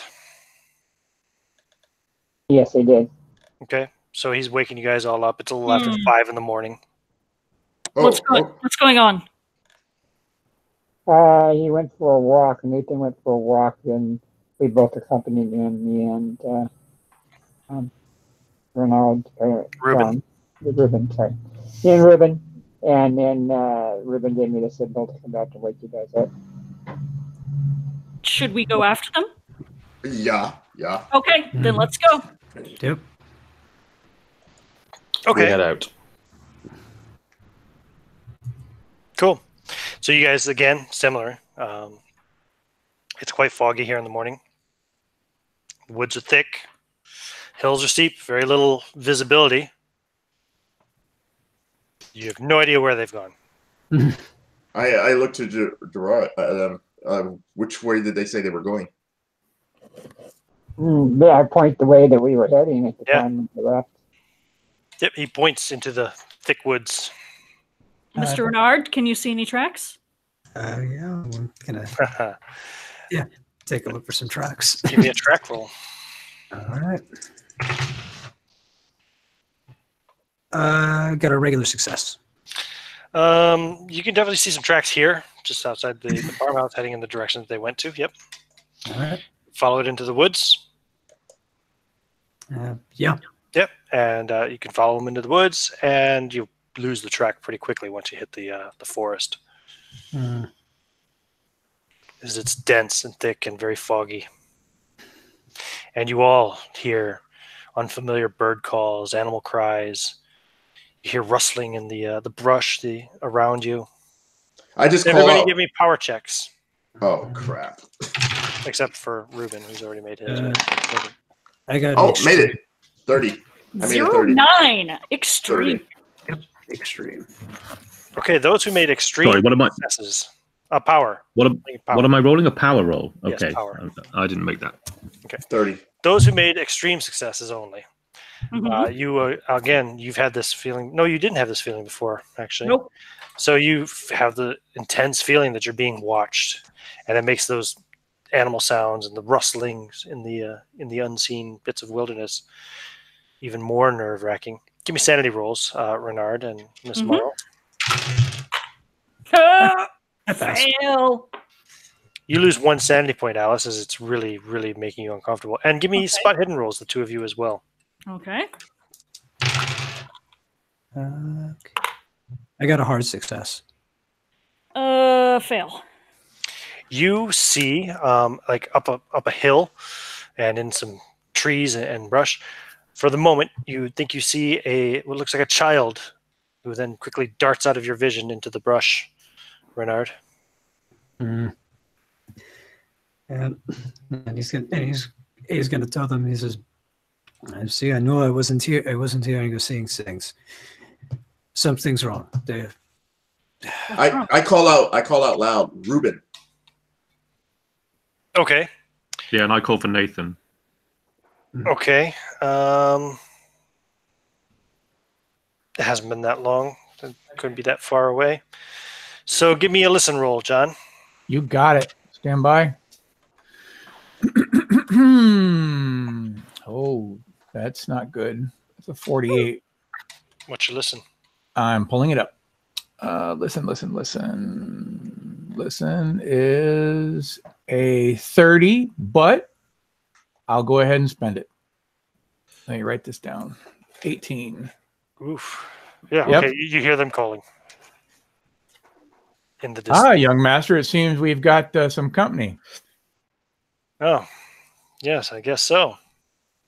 I should let them know the direction we're in. And he takes out his street whistle and he blows it. Jesus Christ. Yeah, Jesus. And Nathan looks at you really annoyed. He's like, is that necessary? It's very standard procedure, sir. Fantastic. It's Do we hear- protocol. Do we hear that? Yes, you all hear that. You all hear that. No, not to roll for the whistle. I said, we're coming to you. Keep blowing. And Stanton and Alice, you definitely no longer feel like you're being watched. Good. Okay. Young master, you'd be surprised how many times this whistle, and he holds it in his hand, has come in handy and saved many a man from being shot. I see. So you all come walking up? Mhm. Yep. So, great, everyone is here. It is a beautiful morning, is it not? Yes. Yeah. Good morning, everyone. I guess then it's time to discuss who will go to town to pick up supplies. Indeed. It should be someone that the town would welcome, and that seems that most of us are not. I would most oft suggest that the Frenchman not be included. Why? Because he's French? The locals did not treat him quite fairly. I see. Oh, I'm sorry to hear that, Mr. Renard. They are but good-natured yokels. And I am French. Well, how about you then, Mr. Carmichael? You have rooms there? Absolutely, yeah. I'm happy to go, sir. And Mrs. Morrow, surely no one could hold anything against her. Well, No one of any culture, anyway. yes. What are your own plans for the day, Nathan? What I plan to explore the wilderness as much as I can. So is that what you were about? Is that what we're doing at the moment? Where were you going to head to? Yes, I'm just walking, exploring.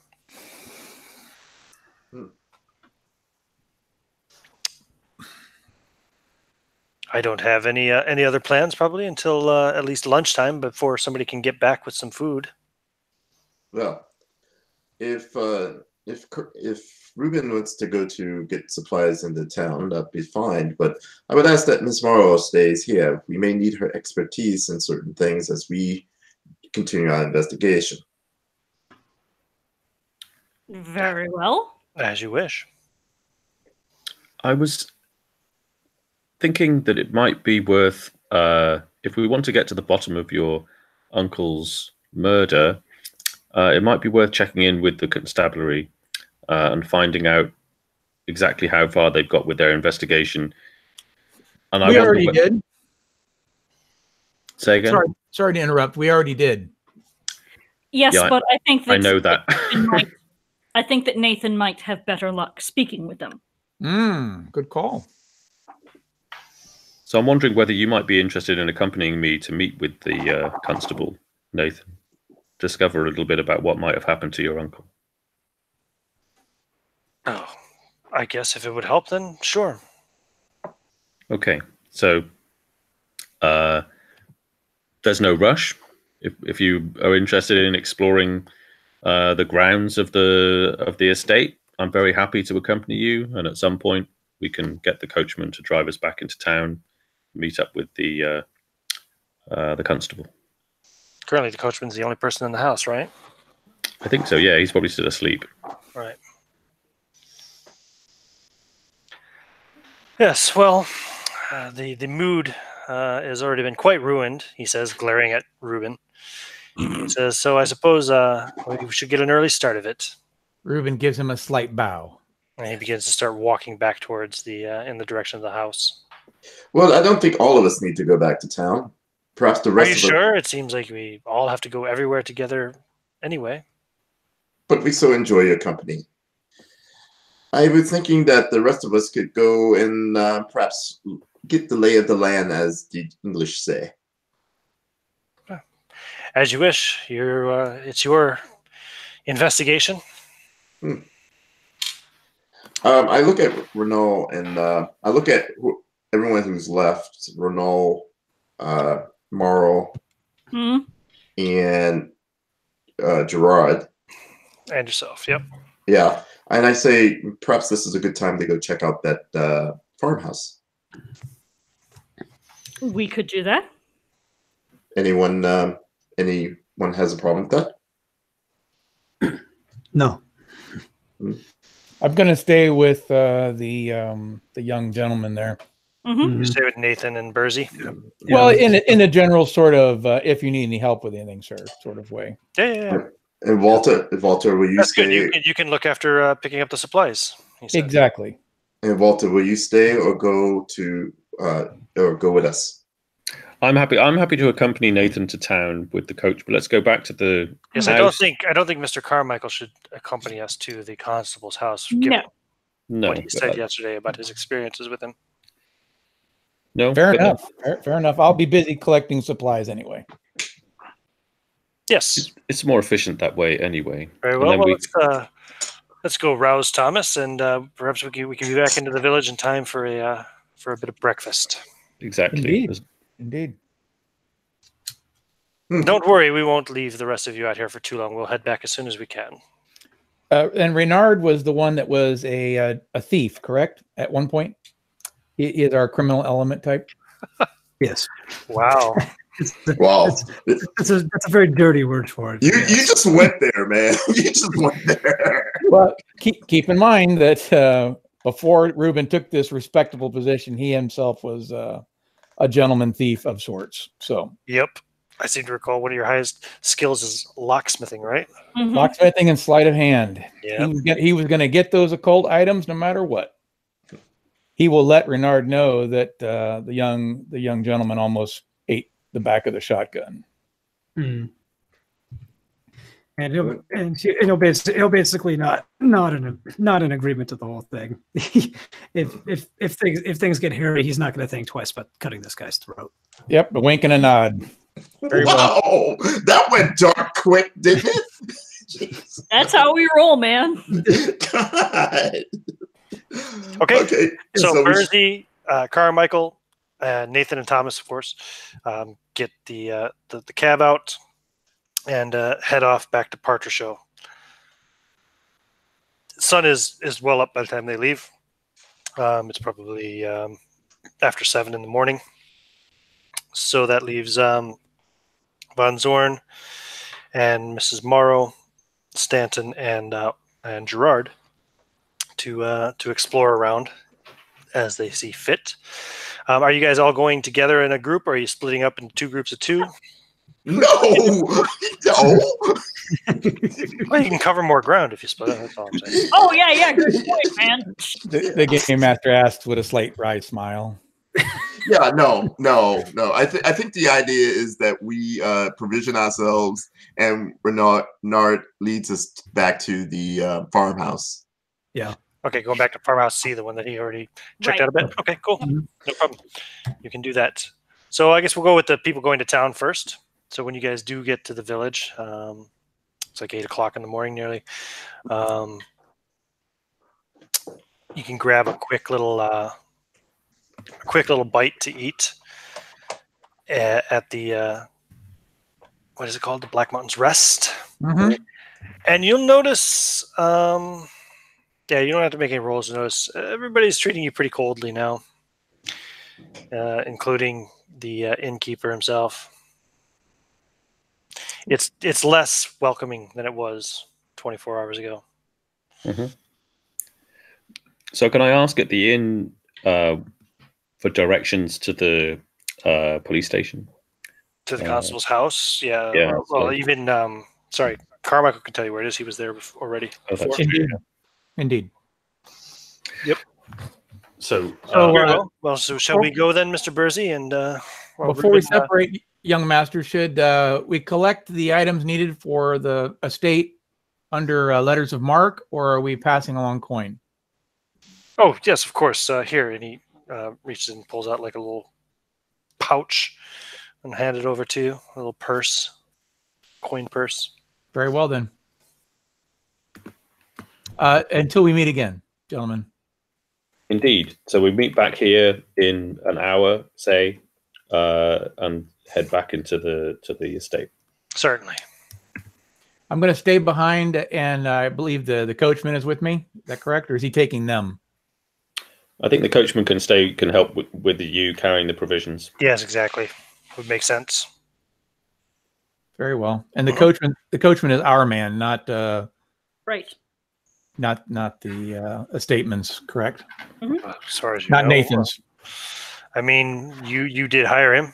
Okay. Paying him with Nathan's money, but yeah. Yes, very good.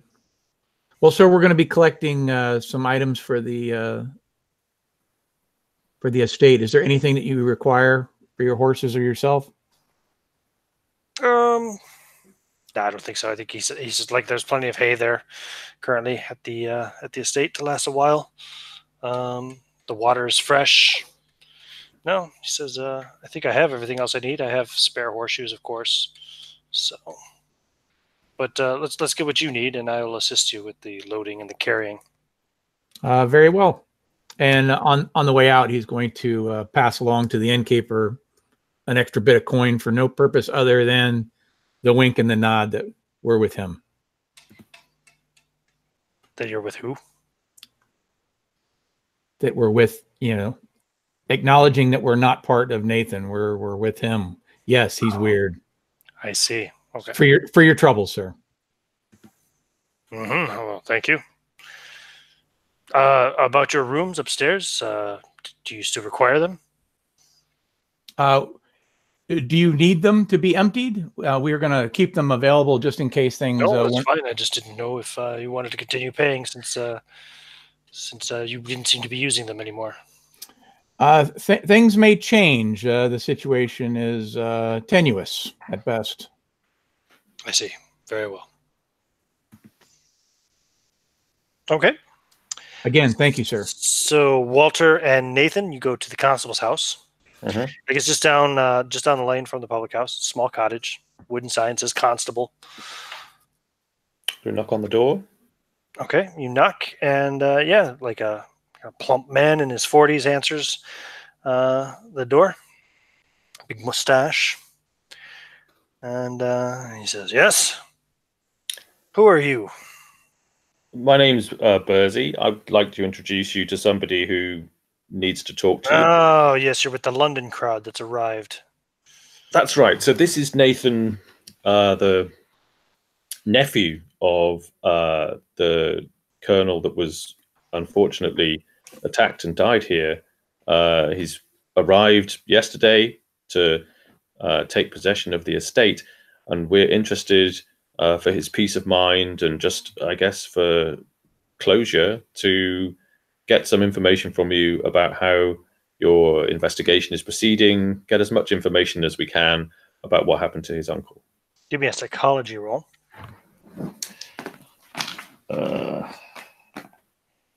Nope, that's a fail. Okay. By a lot. Well, as I've already told your friend the other day, the details of the colonel's murder are matters of the constabulary. I'm not at liberty to share them with the public. Well, even the next of kin. I'm very sorry for your loss, my boy, of course. But I am here to uphold the law. And constabulary business is constabulary business. And I don't see a badge on the young man. Now, is there anything else? Do you have any crimes to report? Well, no, but I He guess... slams the door shut. Okay. How does Nathan react to that? He just kind of shrugs and says, well, I guess Reuben was right. He's not very friendly, is he? Not at all. It seems uncharacteristic not to extend some courtesy to the next of kin of the deceased that you're investigating. Well, I'm a stranger here, the same as you, Mr. Bursey. So, do you have was any information conveyed to you about the whereabouts of your uncle's demise? Somewhere in the wilderness is what we have been told. Yes, on the road between here and the estate. I suppose we've probably already passed it multiple times. So on the road, okay. And that's as much. The old trackway. The same one that we take the carriage on. Would you be interested in finding out some... I wonder whether there might be a way to find out some more information without necessarily asking the constable. If you were prepared to maybe have a conversation with him while you were doing that, I might be able to find out more information about your uncle's demise. What do you mean? Well, can I kind of explore? Do I get a sense about how kind of likely he might be to go along with something like that? Are you talking about like sneaking into the constable's house while he talks to him? something like that. Ooh. Yeah, give me a psychology roll. I wish I had a better psychology. No, I know. that's not going to work. I think I only have 10, right? So 48. No, you're not sure. Yeah. See, I don't understand what you mean. How will talking to him do any better than it just did? Especially on my own. You think if I talk to him on my own, he's more likely to speak to me? Well, maybe, but you're probably right. Maybe it's a dead end. So we gave it our best He shot. obviously has no idea what you're talking about. Let's head back to the provisioners and get some food back to the others who. Yes, they all must be very hungry. They would all be very hungry, I'm sure. Exactly. So let's do that. Okay. In the meantime, the rest of you went for a walk back to Farmhouse C. Yes, let me bring up the appropriate map. There we go. Back to abandoned Farmhouse C. Was that the one, Ruben? I thought it was B, but yeah, C. It was C was the one that he actually walked over to. It was on the other side of the river. Yep. Yeah, it's a collapsed ruin, quite overgrown. You would find the stick configurations that he will point out to you. One is hanging from the tree. It's just two sticks kind of crossed in an X and tied with twine. And then you'd find the other larger one. It's like about 3 feet in diameter per se, of just little 2-inch sticks, like all kind of weaved and tied together. Looks like something out of the Blair Witch Project. I look at Gerard and Alice and say, do any of this make any sense to you? And of course, you also see the symbol that he showed you before too, carved into the stone. It's carved into one of the collapsed stones from the cottage. Is this a cult or mythos? That's Cthulhu mythos. Okay, I have a 2% chance, but I will try. Okay. And I fail. Mm-hmm. Gerard? Does this look familiar? Gerardo? Gerardo? He's muted. Alrighty then. I guess not. Okay. So we should check the door out. He may be AFK. I want Renard to take a look around that stone and see if it's a loose stone. Oh yeah, it's collapsed. It's fallen from the cottage already. Okay. Okay. Maybe we can look. There's a underneath lot of good portion of this cottage has collapsed. Do you want to excavate the ruin somewhat? Yeah. Try to see if you find anything else inside. Yeah. All right, you guys can all give me spot hidden rolls. I need looking for hard successes. That includes you as well, Gerard, if you're there, Rob. That would be a no. I got an extreme right on the dot. That would be a no for me. Okay. No for me. Okay. Anybody who did get the hard success, better, of course, tick your box if it's not already. And you will kind of unearth, as you're moving stones about, you'll unearth an opening into a root cellar. And okay, this is where I pulled the shotgun out. Did anybody bring a lamp? Nope. I wouldn't have, because it's daylight. I wouldn't have thought of bringing one. Nope. Would there happen to be any type of lamp lying around the ruined farmhouse? Definitely not a lamp. No. I do have my matchbox because I would have brought my cigars. I always bring my cigars. If you want to make a makeshift torch. Yeah, right. In fact, even in my portrait, there's a cigar in his hand. So yeah, he would have brought us. Okay. You're gonna try to find some collect some wood here and. Yeah. Okay. What are you going to do to make this torch? So you've got a little bit of wood. You've got some matches. I'll tear a little bit of my oil. I'll tear a little bit of my shirt off. Use a cloth and wrap it around the wood. Okay. Just light it that way. And I do have a tiny bit of maybe a tiny bit of gunpowder on it. Just just to get it fired up. Yeah. Okay, it's a shitty torch. It won't last very long, but it'll work sufficiently to see what's in the root cellar if you want. Okay. Who's So gonna yeah, hold it? if you go down, then looking into the root cellar, torch in one hand, shotgun in the other, I presume now. Oh, whoa! What do you mean I'm going in there? Oh, I don't know. You're the one who made the torch. I assumed you were going. Who's going? I was thinking Alice. She has the less to lose. Send Alice in. Mrs. Morrow, will you go look in the dark cellar for us? Fine. I mean, you've already lost your husband. What else do you have to live for? I mean, Oh. I guess his interpretation of Prussian was coward. oh my God! I know he's not talking about that. Come on. Okay, so yeah, I'm joking. I'm joking. No, it would be He would not. hard. It would be too hard for you to manage both a gun and a torch. I would not let her go first in the dark cellar of death. Who says it's death? I would try to give it to Gerard since he's not here. At least hold the torch while I hold the shotgun. Okay. Yeah, I'm not sure where Rob's gone, but maybe he'll be back soon. Yeah, at least hold the torch while I hold the shotgun. Okay. So as you kind of look down inside the root cellar, you will see there's a large opening, some 3 feet in diameter, burrowing out of sight into the damp earth. Okay, I put the shotgun away and take out the revolver. No, it's just too small for the shotgun. It's too small area for the shotgun. And I look back and go, any idea what this might be? Looks like some kind of a burrow. 3 feet diameter, though. Well, I could venture a guess if the thing I saw before I came and looked at this place and the thing I saw last night is the same thing. They seem to get around very quickly. This would answer some questions about how they do that. Yes. And didn't you say that you saw one go into the farmhouse?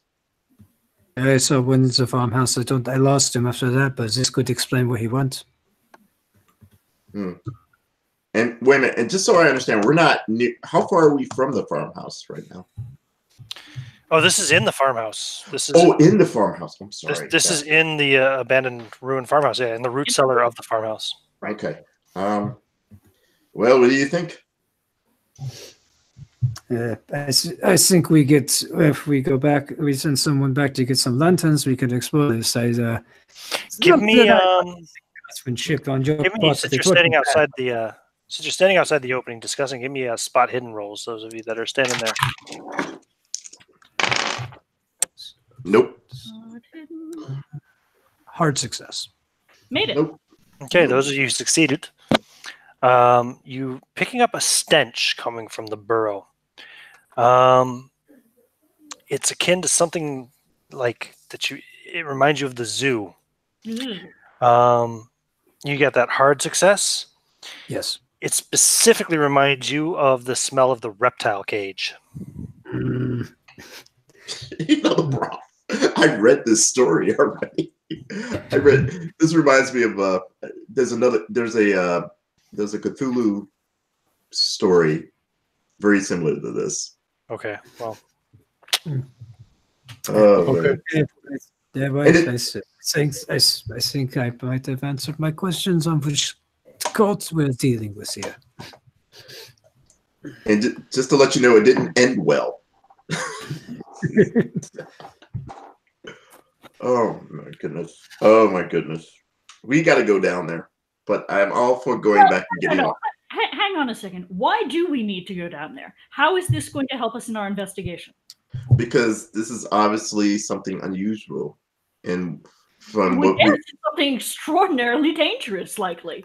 Yeah, but wasn't you last night saying that it's possible that our young charge might actually be some sort of forest? Yes. Forest, right? Then this might be where we need to go to find out if that's true. Deliberate over whether or not you wish to explore Ooh, explore this this burrow. I'm going to call for a bio break so we can take 5 or so. I'll turn off my camera. Oh my god, I don't want to go in this. I'll turn it back on when the game starts again. So yeah. I don't want to go hang in out, talk, this. feel free. I don't want to go into this thing yet. You know we gotta go in there, but I don't want to go. Go eat some cake and calm down, you. I ate cake. And cake is saying you got to go in there, but you're gonna die. I forgot what story this. There was a Lovecraft story very similar to this, and I can't remember which one it is. Where the whole family had degenerated into like troglodytes. Oh, that's that. Isn't that like what? Isn't that Rats in the Wall? No, it's similar, but no, there's another one where it's like I want to say West Virginia, but some back. You're not talking about the Watleys, are you? No, no, that's the other one. That's Dunwich Horror. But there's one. God, it's one where they just turned out to be. Is this a Lovecraft story, or is this an August Terrath or somebody else? It could have been August. It could have been August. Yeah. But it was done in a very similar manner. Basically, the whole family isolated themselves in the backwaters here, and then the guy came up to do a survey, and it turned out his whole team got killed, and it was just these troglodyte creatures that were degenerated, and they tunneled under the farmhouse. So that's how they got around. Oh, I think you're thinking of one of the ghoul stories. They were ghouls. Ghouls? Ghouls. Yeah. Lovecraft ghouls are degenerated humans. Right. I'll look it up afterwards. But yeah, it was very, very similar. And their tunnel was in a farmhouse. It was almost exactly like this. Are you sure you're not thinking of Tremors? No. No. Oh, Yeah. God, yeah. But we got to go in here, though, man. We got to go in here. Well, especially because it's just like, well, we had it narrowed down on which cult it was, and now we know for sure which cult it is. My other character would have just say, let's fill it with gunpowder, set the match, and see what happens. Whispers in the darkness. I think that's it. Yeah. The Whisperer in the Darkness is the one you're thinking of. Yep. I think that's right.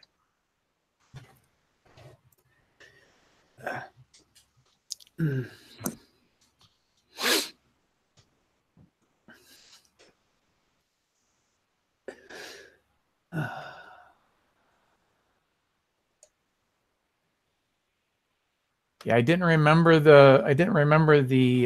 Oh no! That's the Migu. That's the Migu one. That's where what's his face from Miskatonic comes out, and that's a different one. That's not what I'm thinking. Gotcha. Oh, that's a good one too. Don't get me wrong, but yeah, that's a great one. H.P. Lovecraft's Historical Society does a great video for little fan film of that. Yeah, that one's a little harder to find than their Call of Cthulhu one, but it's good. Yeah.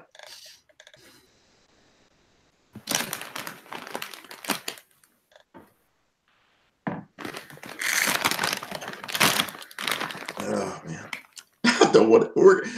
The person who goes in there are gonna die. I just know it. Oh, you have little faith. I am positive we can get through this without dying. Well, see, the problem is, if I should go in there, on game wise, I should go in there, but he has so little sanity left that the first thing he sees is going to send him like in a homicidal maniac. I'm shocked that Zorn has made it this long. He's by shooting people in the back of the head and not getting in trouble. That's how you do it, right? And letting Miss Morrow go first, right? I like the whole ripping your shirt and wrapping it. It got a kind of very Indiana Jones there for a second. So I thought you were going to go full kind of hero, No, bare torso, burning torch. It was just a moment. It was just a moment. And Well, then I mean, his background is military, so he's supposed to be the one, oh, I'll go in there. But if I hadn't read the book. well, it doesn't sound like he was frontline military. Exactly. I'm getting the impression he was more of a supply officer. No, he was cavalry. Wait a minute. If you look at the body count in this campaign so far, Zorn has the highest body count. Thank you very much. Yeah, he has the highest body count in this whole campaign. I think Miss Morrow has the best fisticuffs, and I think Ruben has taken out more monsters than anyone else. No, Ruben only shot one. No, Ruben shot one person. I believe there was a tiger. I'm sorry. That's what I meant. He shot the one tiger, and that was it. Hey, what did you beat somebody in the back of the head? And Yeah. you made a lady go first. You made a lady go first into a dark hole. And I killed the major bad. I killed one of the major bad guys. Oh, that's right. When When you said you were a military man, you meant Prussian military. I understand now. I got it. I got it. Wait a minute. Have you guys been fighting the entire time I've been gone? it seems that way. We're not fighting. We're just acknowledging the value or disvalue of being a Prussian military man. Well, last time I remember zombies coming through, someone was hiding underneath the bed in a room while everybody else was fighting. You know nothing of that. You were not in the room, mister. All you know is that we were dealing with the zombies. Renaud told me the whole thing. He was like, he was crying like a little baby. He would never. Okay. Is everybody back? I think so. I believe so. Yeah. Did Rob ever come back? No. You heard from him? I have not heard from Rob. Nope.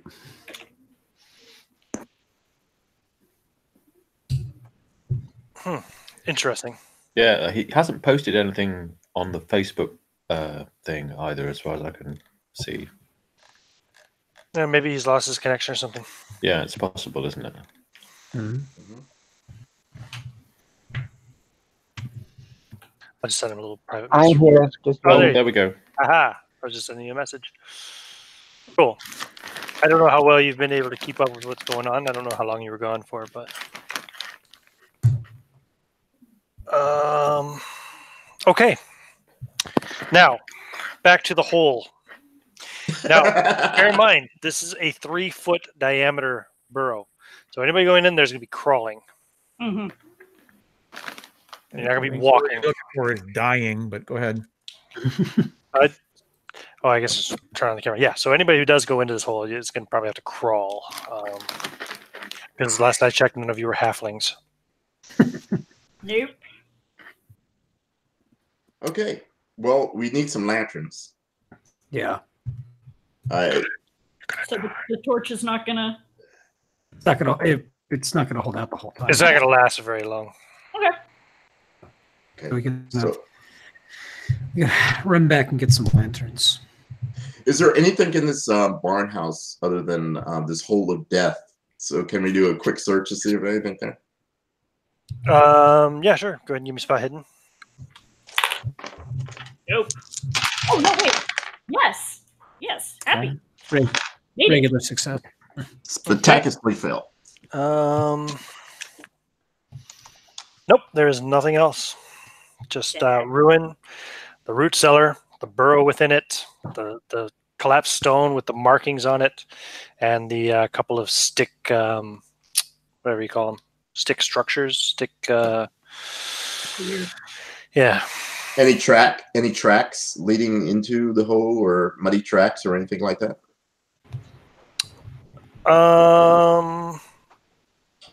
No. Let me think. Well, give me a track roll. As I look to Renaud. Regular success. There's definitely some signs of something coming and going, but no discernible, no distinguishable tracks per se, other than the fact that they're small, like child-sized. But it's hard to really make out specific details. It's hard to find toes or anything of that sort, Okay, let's go back and get some lanterns and come back. Yes. And I think that's what we're doing. Yes. Okay. Nope. I was just putting a little cake in my mouth. So That's always allowable. No problem. So you guys head back to the house. Which, yeah, I guess has just been left unlocked this whole time. To retrieve some lamps and oil. By the time you guys walk back there and are getting ready to leave again, will be about the time, I suppose, that the others will be arriving. So I'll go back to the village, Partridge Hill. You were heading back to the carriage, I take it, after the discussion outside of the constable's house? Yeah. Walter? Yeah? Give me a spot hidden roll, if you would, please. That's a hard success. Is that right? The one that's like Yep, half, less than Yep. half? Yeah. Okay, so you see a figure in town who you recognize. Ah, That is Mr. Howard Jones. it is indeed. That's interesting. What's he doing? He is standing outside of the pub smoking the pipe. He's He not does not talk- seem to have noticed you yet. Okay, can I can we pause for a second? Can I point Nathan, like, can I try and distract Nathan, point him up one of the streets and say, wasn't it up this street that the servants that used to work for your uncle's estate, maybe they lived up this street? And just try to stop for a little while and see what Perhaps, yes. I don't know. What were their names again? I don't know. There was a man and a woman, a couple, I think. So can I see what Jones is doing? Is he waiting for somebody, or? He just seems to be smoking a pipe at the moment, and he give me a psychology roll. I know you love making those. 81. No. He's smoking a pipe. Okay, so let's walk up to him, and I'll kind of feign surprise that we see him there. Oh, yes, Mr. Bursey. Good to see you again. Mr. Jones, Colonel Jones. What brings you to Master Hardwicke? He says. What brings you all the way out to Wales?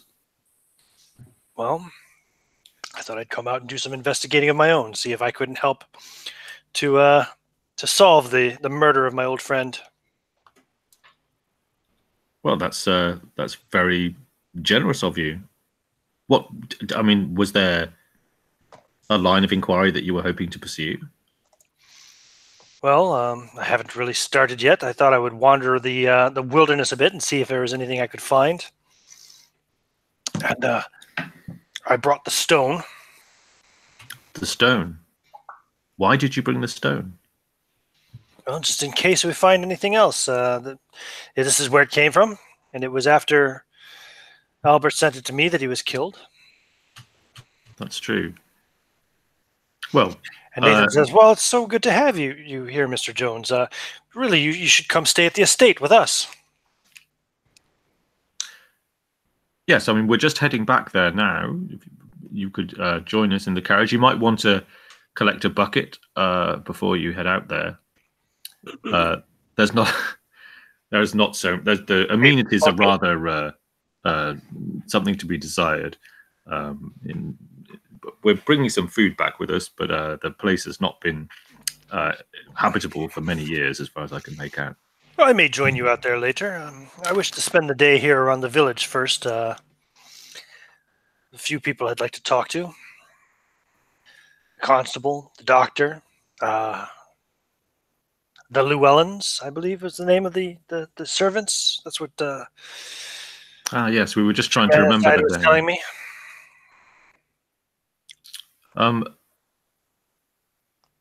Give me a spot hidden roll. 35. Yes, that is. You do notice the bulge of his revolver in his pocket. Okay, so Are you intending maybe to join us at the estate later? Yes, yes. Okay. Perhaps I will. I wish to poke around here first a bit. Have you had any luck? Not a lot. I mean, we've pretty thoroughly explored the estate, or at least the buildings. We've had a conversation or two with the constable, but he's not very forthcoming. Claims that all the information is not for public consumption, which has been frustrating. The village seems ill-disposed towards visitors, not entirely forthcoming. I see. But I'm keen to get back to the estate and discover what my colleagues have been exploring.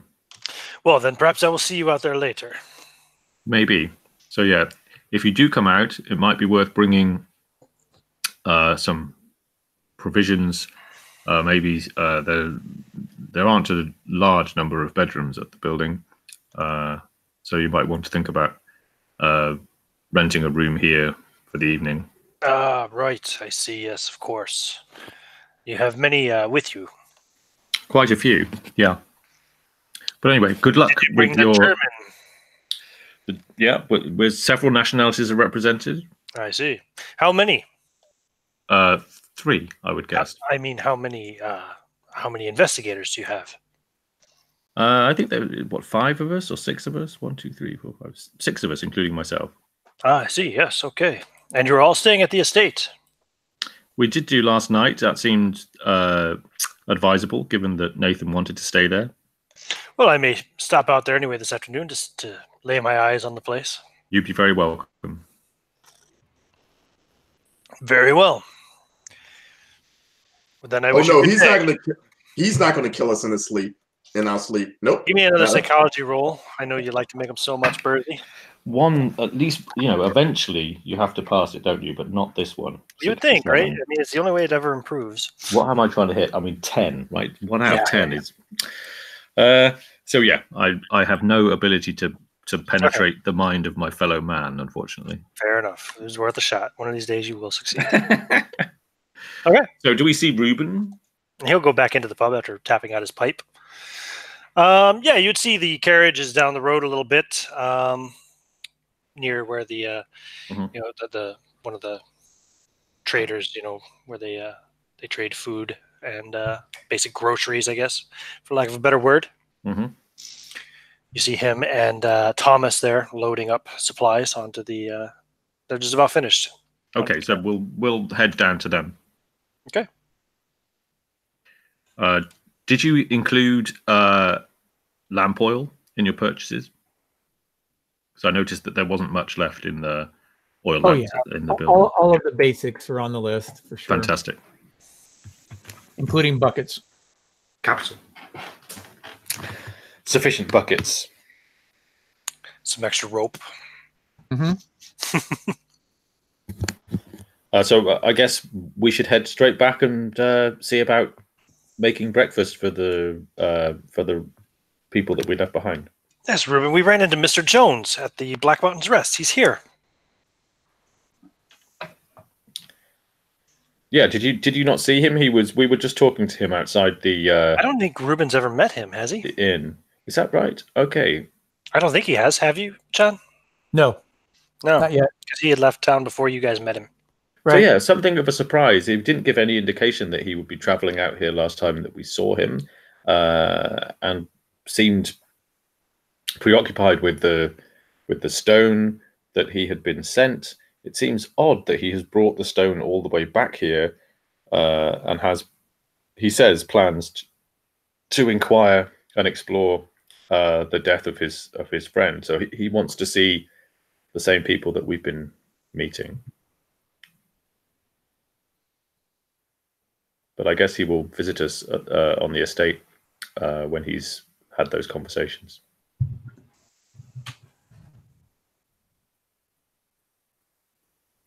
Very well then. So I guess we're set to travel back. Unless there's anything, Reuben, is there anything else that you want to do in town? No, sir. I have collected everything that we needed to collect. We're still maintaining 2 rooms there if anybody wants to stay behind. Yeah, well, so maybe we will get, maybe not everyone will stay out, and we'll get driven back later. But I think we're going to head back. The only thing that it occurs to me is that we haven't tried to talk to the servants, the Llewellyns, who worked on the estate 20 years ago. It's not clear to me to what extent they've had contact with the estate since then, but they had maybe first-hand knowledge of what happened around the birth, around the period when Nathan was born. So we could take the opportunity now to go and talk to them, or we could head straight back to the estate. We would probably be best to speak to them without Nathan in tow, and I'm sure he's eager to get back. Okay, so let's do that. Okay, so you guys head back. You'll get back to the village, or back to the estate by it's probably 9:30. Okay, a late breakfast. Yeah, and you'll see the others are there.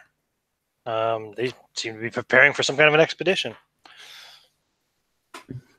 Okay, so we dismount, we greet them. What are you gathering these provisions for?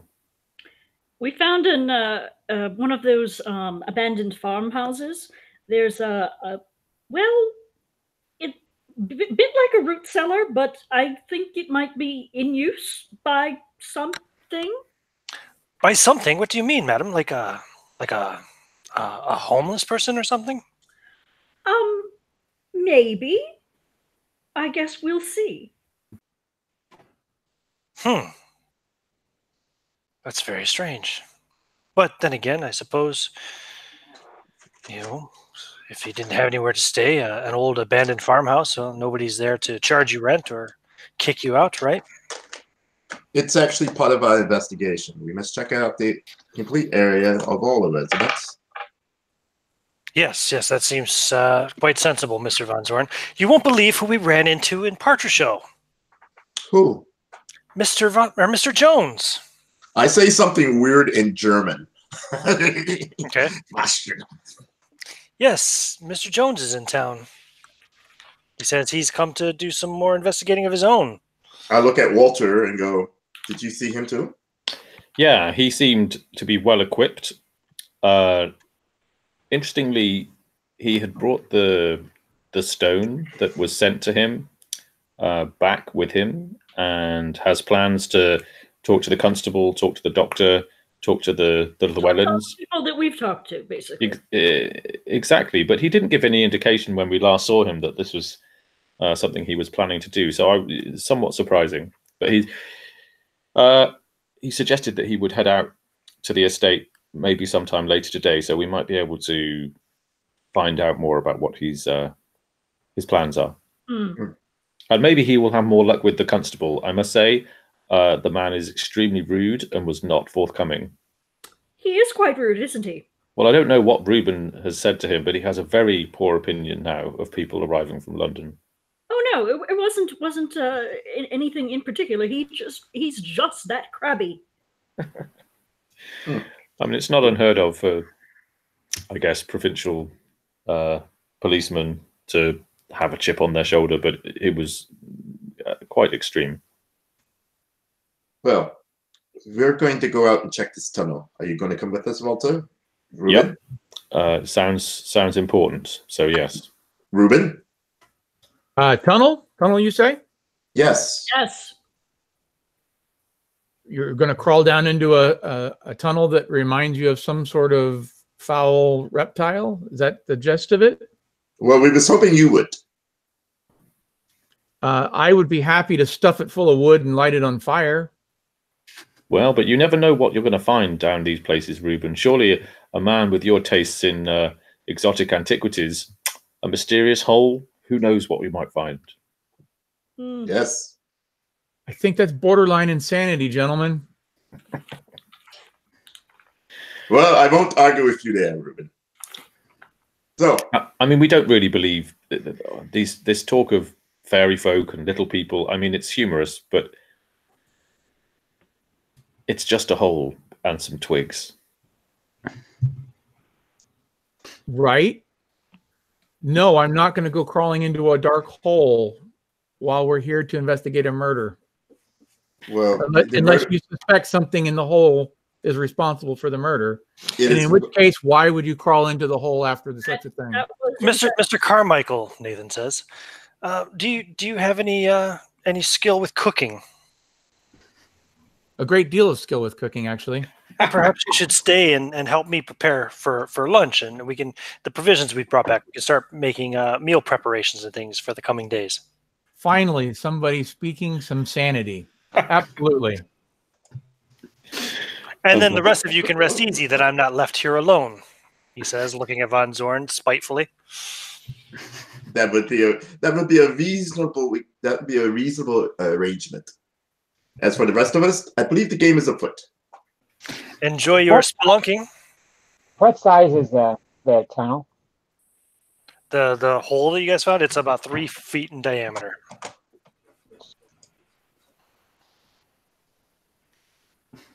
A small so yeah, hole. it means crawling. At least hands and knees, you know. Mm-hmm. I think Gerard is going to try to politely back out. He had an incident that he's afraid of being buried alive, so it's one of his phobias. Oh, fair enough. That's true. So is he going to go along with them, or is he just going to stay behind? I think I'll stay behind with Ruben and keep an eye on our friend. Okay. Potatoes. Yes, I got lots of potatoes. Do you mind if we use the carriage? We get the services of the carriage. That way we can get there and back quick enough. Quick. No, not at all. I don't think we'll need it. Will we, gentlemen? No, just need to unload the supplies. Of course. That will just take a second. So we get that done. Yep. and head out. Maybe the rest of you can eat a little something too. You haven't eaten anything since the day before. Oh, that's true. Yeah, you need some breakfast. Yeah. And I am not planning on going into the actual hole. It's not on an empty stomach. Well, either, but I am not. I don't think that's. I don't. Well, I will be there if anything happens, but it seems like rather cramped quarters. Well, we'll need you there as an expertise on the occult. Very well then. But also, I wouldn't expect you to be crawling around in a hole, Mrs. Morrow. Standing, overseeing the operation seems a much more suitable role for you. Okay, so you guys can eat and stuff, and then set out before lunchtime. Taking the carriage, so Thomas is driving. Maybe Thomas can go in the hole. Thomas wants to stay with the carriage on the road. Of course he will. Well, it's his carriage. It's no, quite valuable, and there's potentially bandits operating out here on this road. I wouldn't dream of suggesting that he needs to get into the hole. I mean, so one of the things that has become a little clearer to me is that the colonel was killed. The colonel was killed on the road from the village to the to his property, and this derelict farmhouse is just off the road. So like a half a mile. Yeah, that's as near to that's as much as we know about where the guy died. Right? Don't forget too, there were a couple more abandoned farmhouses that you guys had spotted along the way as well. That's true. Well, after we finish with the farmhouse of death, then we'll go to the other two. Yep, we'll explore all the holes. He could have been killed in the hole and then drugged back onto the road. You can only really be killed in one hole. That's the what's the worst that can happen is being killed in one hole. So Nathan will attempt to kind of take lead of the food preparations of the house, just like basically kind of for delegating tasks more than anything. He gets you to set to doing meat preps and stuff, salting meat and all that stuff, maybe cuts and stuff like that. Carmichael. Absolutely. And he'll get you if you don't mind, Mr. Bonham, you can start doing this these vegetable preparations and stuff. I will set to cleaning out the pantry and the cellar itself, so we have proper storage for all these things, and it's not contaminated by what's left rotting from generation before. Is that a home ec skill? No, it doesn't. You can take. I mean, you can remember you can make skills in Call of Duty. Right. Like cooking is considered an art skill, for example. If you want to take a skill in cooking, you can. Just like you can take a skill in trumpet playing if you wish. But, you know. I didn't know that. God damn it. Oh, Now you do. Well, now you do. Yep. Skills like arts, sciences, they all have like spaces where you can write in different skills, languages, etc. So you can add different things, you know. Absolutely. All right, on to the hole. So the rest of the group drives out. Well, Thomas drives out. So we've got, let me see here. We've got Alice, Stanton, Walter, and Wilhelm. Yeah? Yeah. Okay. Yep, Thomas drives out and then kind of stops it on the road when Stanton points out, yeah, it's this one over here. And yeah, he will dismount and help you all out of the carriage if needed, and we'll begin to tend to the horses. And says, I will await you here. Okay, we'll be back shortly. So let's light some oil lamps. Okay. And yeah, you can have as many as you want. I mean, you could have bought more in town on the provision run too if needed, whatever. So lead on. Let's have a look at this hole. Right. Okay. Okay, so back to the, let's see here, farmhouse C, hole in the ground. Yep. Yeah, like I said, it's about 3 feet in diameter and burrows out of sight into the damp earth. So is there any indication about what made this hole? Is it a excavated with a spade kind of hole, or is it is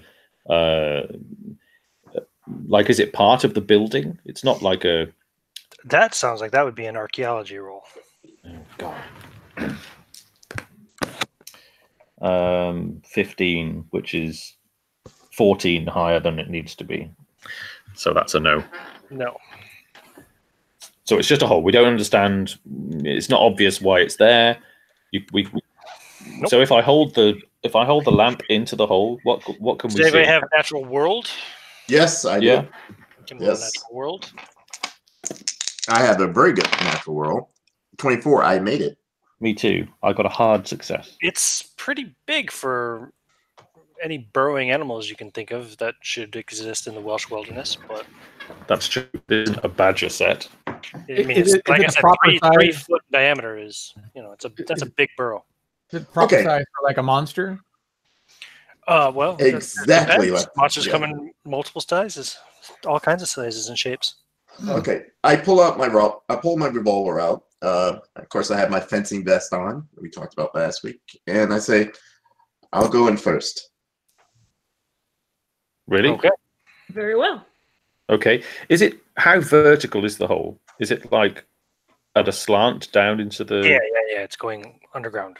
Okay. I mean, you're already in the root cellar, but it's going deeper, a little bit deeper. Yep. And we have rope, right?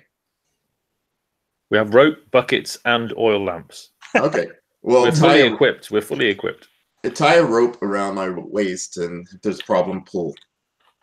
Okay. Well, I'll be right behind you with an oil lamp, right? So you have whatever weapon that you feel most comfortable with. Pistol. I'll be behind you with an oil lamp, trying to make sure that you have light so that we can see what we're heading into. Very good.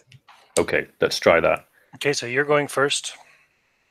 Von Zorn is first. Just to let you know, Zorn was in the Franco-Prussian War, not Vietnam. So the tunnel rat thing, is just, throws him off a little bit. Sure. I'm sure there were holes. Who's going next? I'm following him very closely with an oil lamp just kind of held over his left shoulder, illuminating the tunnel so that he can have his hands free to grapple with whatever Viet Cong he encounters. So what about Renard? What's he doing? Renaud will be following up behind them, kind of Okay. watching the rear. Leaving Miss Morrow alone in the root cellar, yes? She will be fine. Okay. There's a carriage guy down the road. It's fine. Yeah, he's only half a mile away. Yeah, there you go. So we have a rope, right? So a rope is tied around Von Zorn's waist and goes back via me and Renard to Mrs. Morrow. But the rope goes all the way back to Mrs. Morrow? Well, how far are we? I mean, how far are we going down? It does at the moment, right? How I'm many not sure. ropes are you bringing? Well, I assume we have at least 50 foot. All adventurers have 50 foot. Over. And a 10-foot pole. So the hole goes down about 30 feet in, Von Zorn. And then there is a sharp turn to the left, and down a ways. Okay, we keep going. You're crawling down there. And the smell is much stronger now, too, that reptile smell. And then it goes about another 10, 20 feet, about 20 feet. And then it branches off in two different directions, to the right and kind of straight on, and to the left and further down. I'm sure glad my character doesn't know he's in a Call of Cthulhu campaign. This is kind of fascinating. So we're relatively deep underground now, right? If we've been going 30 feet, 50 feet at It slant. levels out at times. It doesn't always go down. It goes down, Okay. levels out. I mean, it's kind of, there's changes. No, sometimes it might even rise up a little bit, you know. Okay. So we got a choice of left or right. Which direction do you want to go, Zorn? Right is right. How much rope? How long is the rope you're using right now? I would say a minimum of 50 feet, but Okay, well, you probably would have reached the end of that. But can we make a luck roll to bring some more? You can just have more if you want. You could have. Oh yeah, okay, yeah. Rope. Yeah. So we have enough rope. Okay, so you tie on another bit of okay. So you got a couple hundred. Yeah, feet of rope. I mean, when the amount of rope that they've got starts to go tight, I'll just tie another rope onto my end. Okay. And we have so if something weird happens at your end, Alice, then tug on the rope, and we'll do the same at our end, right? Absolutely. Okay. So we're heading right. Wilhelm, give me a listen roll, please. That's a good idea. Oh my God, I made it. Here's something up ahead. Sounds like it comes from that tunnel to the right. Sounds like a little bit like almost like a rock fall kind of sound, a light rock fall sound. And then you hear a skittering sound and something that sounds a little bit like a cough. I raise my hand. I do this quietly to raise one hand, point to my ear, then point to where I heard the sound. Give me a sanity roll. Because you're thinking about it as you realize, yeah, you got a pistol, which is great, but, combat would be very difficult in here. Yeah, no. Turning around will be very difficult in here, so. Yeah, no. Okay, you will lose 2 points of sanity at that thought. Jesus fuck.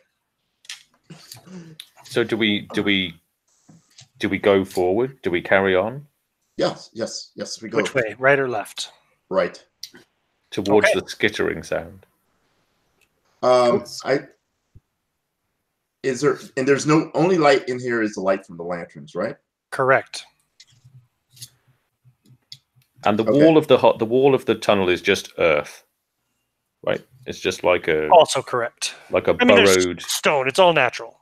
Okay, it's all natural. Okay, let's carry on. I mean, at some point we have to. If this goes on for miles, we're just going to have to turn around and head back, right? Like you're not sure necessarily how the hole was made. If it was dug with a shovel or dug with some animal's claws, but you can definitely be sure that it doesn't look man-made anyway because there's nothing reinforcing it. There's no, Okay.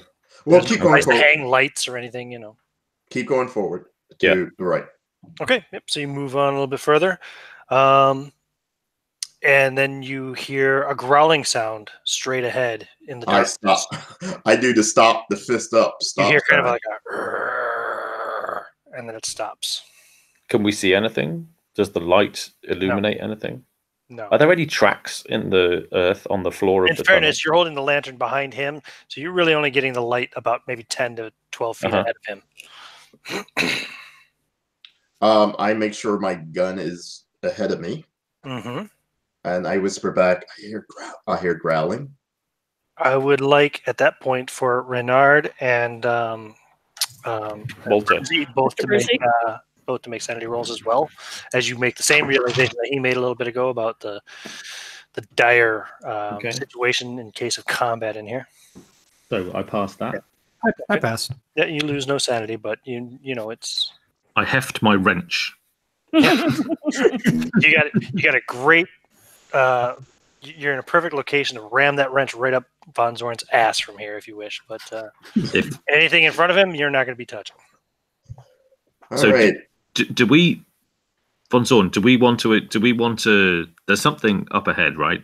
That's Yes. if he dies, as long as he collapses on his belly, you might be able to attack over his body. Well, I'm dropping prone. As soon as something happens, I'm dropping prone. and But and why would we want to, like, if this is the burrow of some big creature, is that something we're based on how we're traveling, the direction we're traveling, maybe using navigation, can I tell which, like, were we going south, or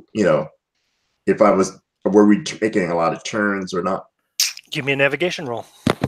I have that, and I do that very well. Thank you very much. Good. I just need to add 8 more to it to make it. Could I roll that too? Yeah. You guys can all roll. Okay. So I actually made that. So maybe I can just whisper in your ear, Von Zorn. Okay. We can go above surface if we know which direction we're going in, and probably just follow it above ground instead of doing it underground. Well, Understood. It's been winding and changing directions quite a bit. So. Well, that's why I was asking for the navigation roll. Mm-hmm. So, do you I'm think just you'd be saying, able though, like following it, how do you know it doesn't change direction in another 10 or 20 feet? Yeah, it's true. Where we are right now, though, are we underneath one of the buildings? No, you're getting back towards the river. You're heading back east. Okay. You're pretty sure. If you succeeded on that navigation roll, if you didn't, then I just gave you something for free. So no, I did I did succeed. Yeah. Right, good. Okay, I think we could go forward a little bit more, but I think I think we should back up and try to follow it above ground. We know it's going east towards the river, right? We don't want to encounter something. Like I said, it changes directions every 20 or 30 feet. So yeah, I don't think we want to encounter something in its lair underground. Yes, it's not an ideal environment for us to defeat it in, right? So yes, it would be interesting to know a little bit more about what it is. So maybe you could go a little bit further, and then from the bite marks on your body, we'll be able to discern what kind of creature we're dealing with. excellent idea, Walter. But no, we're not doing that. Let's back up. Let's back up. Okay. You would get the feeling after spending this bit of time down here and kind of moving around, seeing the different branches and the way it moves about. Where is it here? Oh, here we go. Yeah, you kind of get the idea that this like honeycombs the valley. Mm-hmm. Right, so like a network. A network. This could lead anywhere. Like he keeps talking about following it from above ground, but you're thinking to yourself after making that navigation roll, you're like, these could go all over the valley.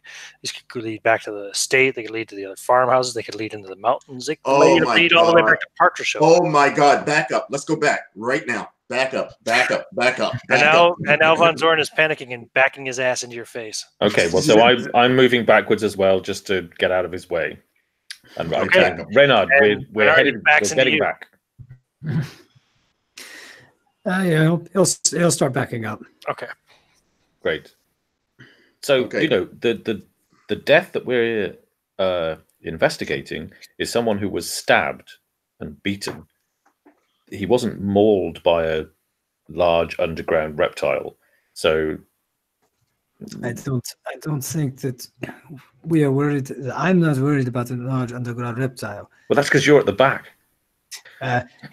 Even if I am from the back, I think it's time we need to discuss something called a yig when we get out of here.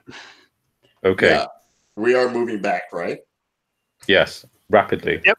You guys move back, and yeah, you'll make it out. Okay. My thing is, you just said these could branch, and that was an excellent. Tomorrow they come out of the tunnels, all looking a bit paler than they were when they went in. Right. Is everything all right? Yes. Did you see anything? No. Walton said something that was actually brilliant in a way. He said that he could tell that these things were branching, and they were all honeycombed all over the valley, perhaps. And potentially, I mean, you don't know for sure without exploring them, but yeah. Right. But this one was in the root cellar of this barn, right? Right. We have a So root you're thinking there's a root cellar in the house as well? Yes. That's true. We haven't been down there properly, have we? No. I'd like to check out the other barns before we go back, but I think we need to take a better look at that root cellar. Good idea. Right. I'm living for the moment where you say that I've said something brilliant and don't follow it with "in a way." It's like honestly, I've been shaking. I lost 2 sanity. I've been shaken up. I didn't have. There was a moment where I thought I had said something brilliant, but just in a way. Well, you guys plan to make your venture back. You will have been gone well over an hour. We'll go back to the house. So I see there's a conversation going on in the chat. Remember, I don't necessarily read the chat, so I might miss those. But Gerard and Ruben have had the sudden idea. We'll say this is about 30 minutes into your food preparations to go check the cellar. Now, Nathan is no longer in the cellar. He's already cleaned out the cellar. He's now like working in the pantry. But yeah, you want to go down and check the cellar? He's going to bring his shotgun with him to collect some potatoes. Okay. That's right. Okay. Just one's going to go in. It's a small cellar. Okay. No problem. So you go down there. You look about. You bring a lantern, I presume, for light. Yeah. No. Give me a spot hidden roll. Spot hidden. Here we go. Rolling. We got a 67, and our score is a 60. So I guess I will spend the 7. Okay. So you had to move bits of food and stuff that have already been stored down here out of the way to try and find, and just checking every nook and cranny, every corner. And granted, it's only a 3-foot by 5-foot little cellar. It's not that big. And there are no holes or anything of that sort down here. Nope, it's solid, if you will. Okay. Yes, we have plenty of potatoes. Coming back up. Okay. Wink and a nod, and no, there's no hole in our immediate cellar, but we will definitely check out the other possible cellars or subterranean types if they make it back. Go back to meal preparation. Meal preparations, Okay. About a half hour later, go ahead and give me listen rolls, both of you and Gerard. Oh, I got a 17 easily. How about you, Gerard? You're muted.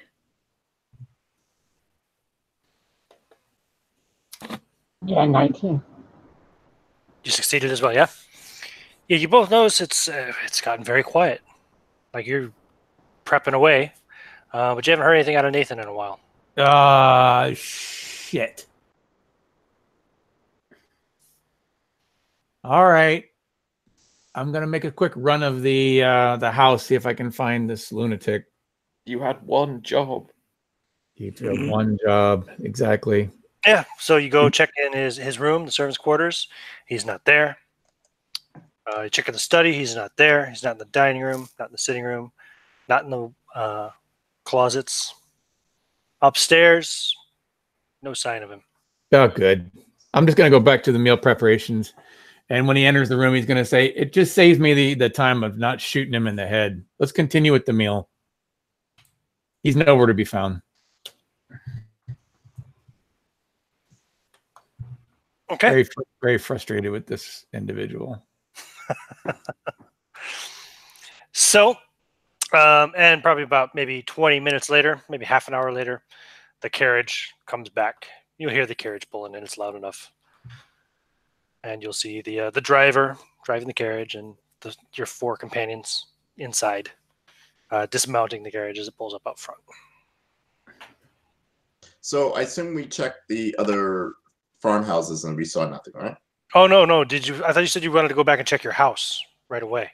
Did you not say that? No, Joe actually said that we would check the other ones first and then Never mind. Then it's going to be a while before they go. I apologize. No worries. Everything I just said. You're still prepping away.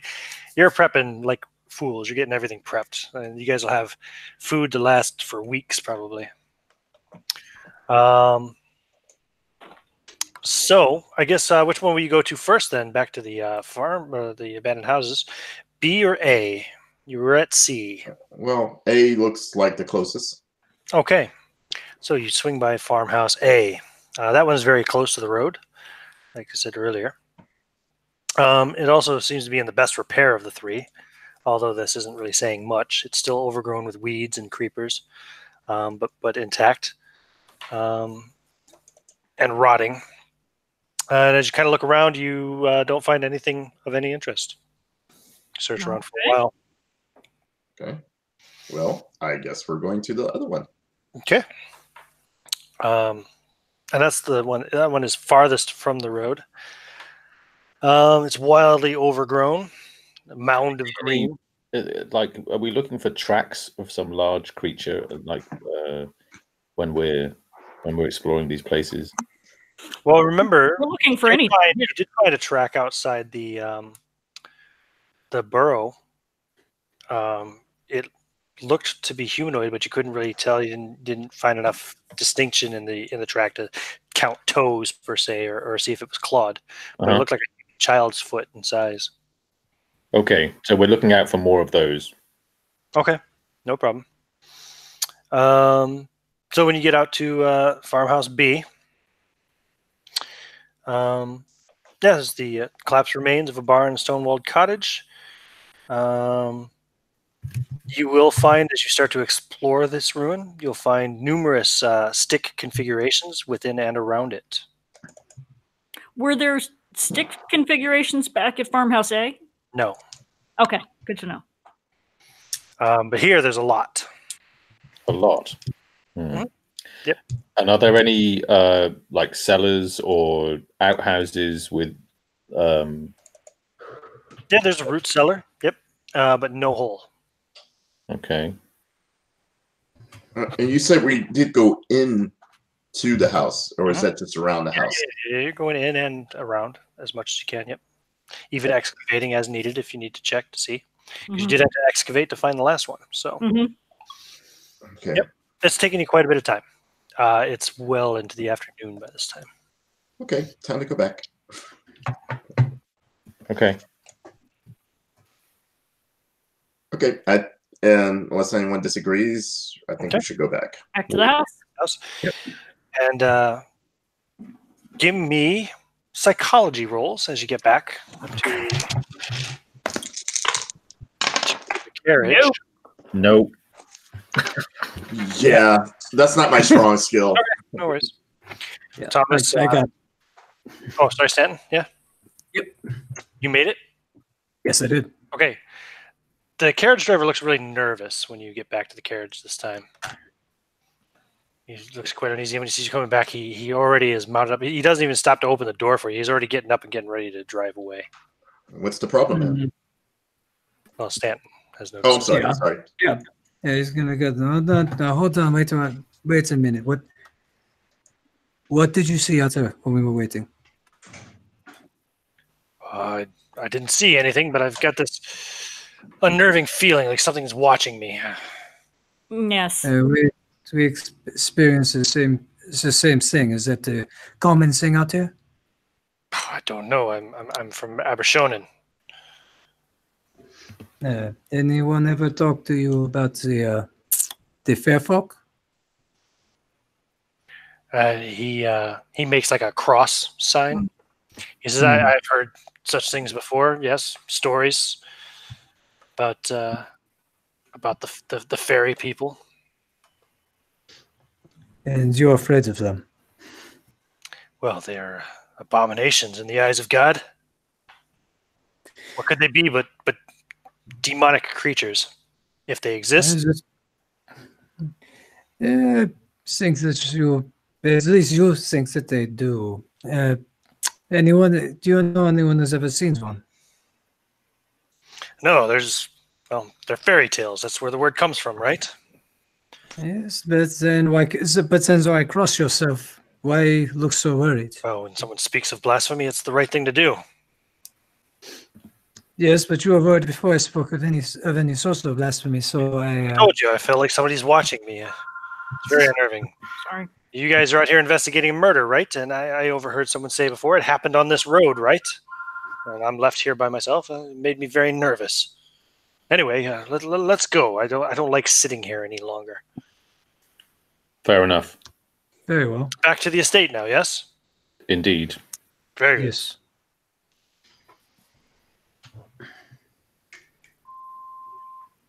I don't know who's got an answer machine going off, but That's me. Sorry about that. All right. So he slaps the reins and takes off hurriedly back to the house. By the time you guys do get back to the estate house, see now, it'll probably be 2:00 in the afternoon, a little after. And you guys will hear the wagon pull up. You guys have prepped pretty much all the food, all the prep that you can really do. Food, yay! Pantry and cellar are pretty full. Excellent. Great. So we head in and check in with people, find out what's been happening. All right. Take it away. We explored the whole, Reuben and Mrs. Morrow. Well, you were with them. yes, I was with you. Gerard. We can see that you are quite filthy. What did you find? Well, Von Zorn was at the lead, so I think I will let him describe what we encountered. Take it away, Wilhelm. You're muted. Sorry. It was scary, smelly, and growly. You would have hated it, Reuben. Let's go to the root cellar right now. Bring shovels. Our root cellar here? Yes. There's nothing down there. I've already checked it. Well, we're checking in again. Let's go. Well, we can't all go because it's tiny. So it's tiny. So take a shovel and go down there by yourself. You can fit about one person in there at a time. Okay. Taking a look. Well, wait a minute. No. Maybe two if they're really intimate. Renault's probably the best looking for things, right? I suspect Renard has more sense. Go dig your hole and let us know if you find something. Renault, could you do us a favor and see if you can find any more of those tunnels down there in our root cellar? Well, it's just that you're better at finding stuff.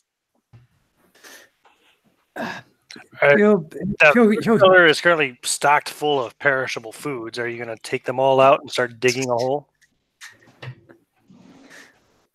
Okay, so this is what Renard will do. Renard will go down and he'll take a cursory look to see if there's any area that is loose, disturbed, or applicable that looks like there's been any sort of easy movement going on. Sure, of course.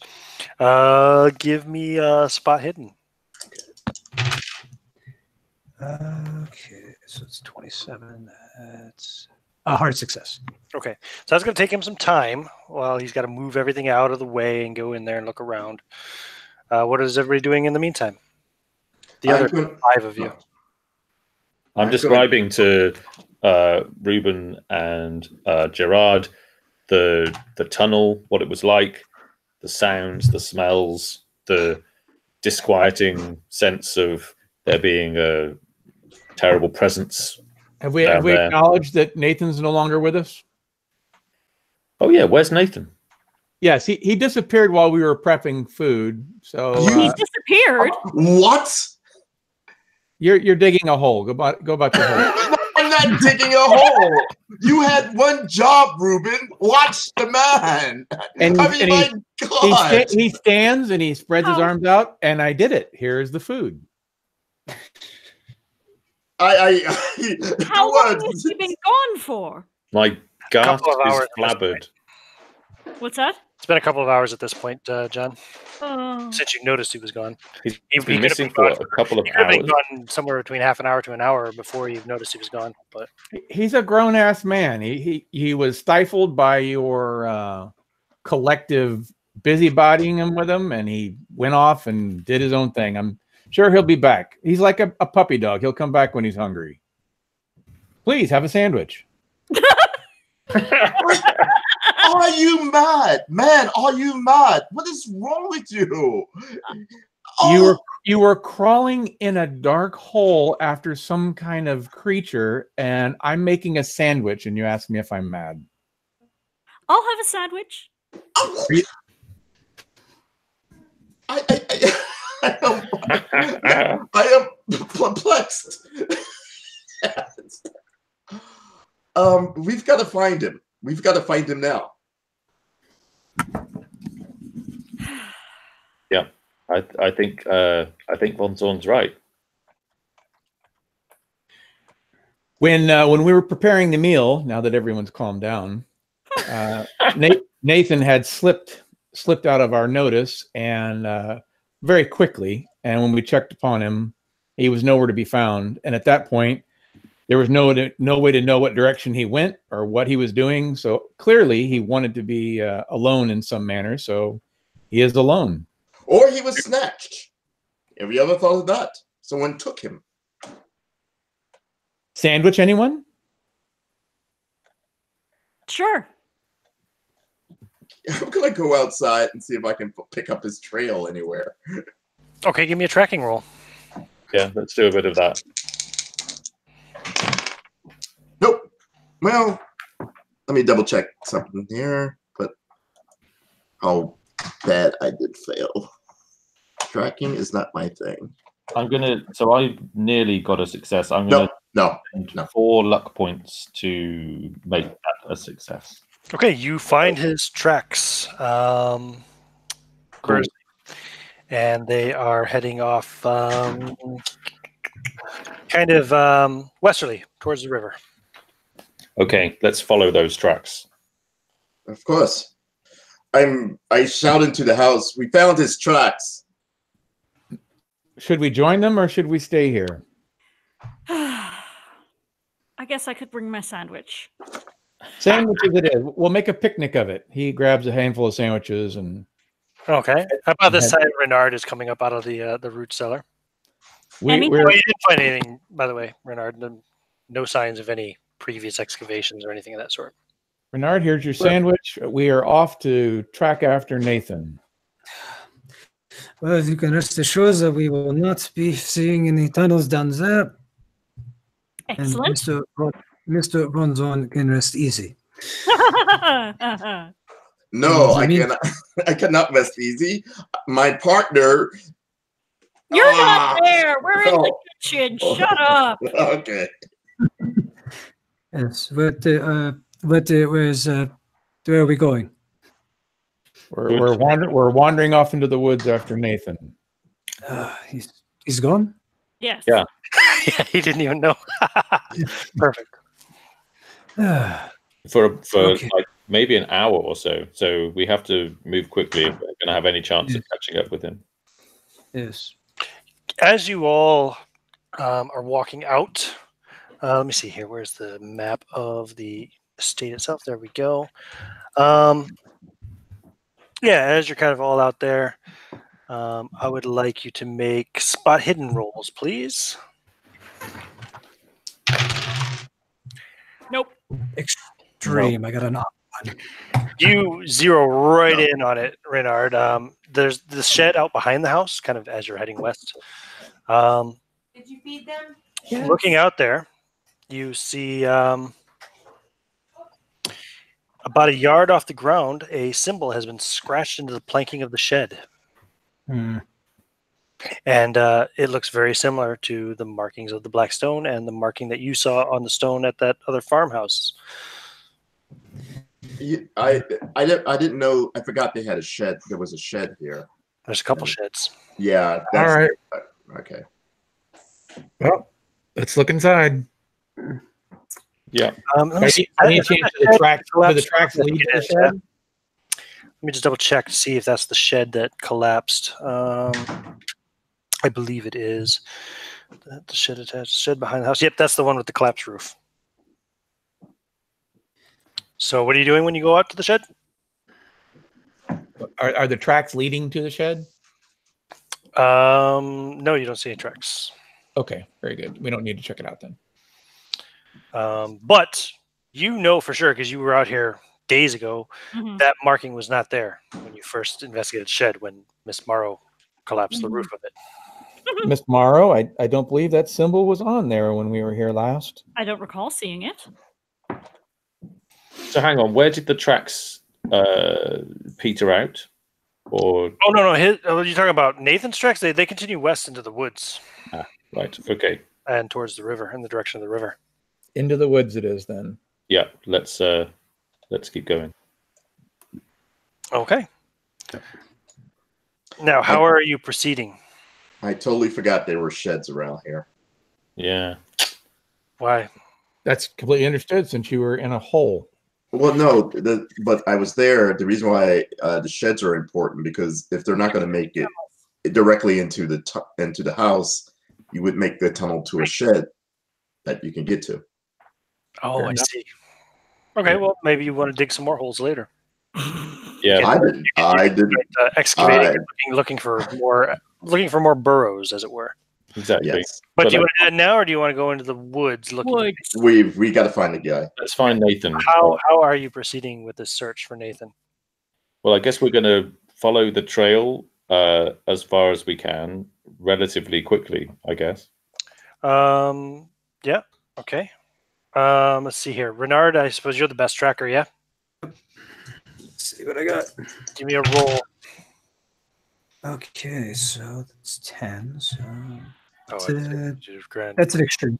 Yeah. You'll be able to follow the tracks well into the woods. So, yeah.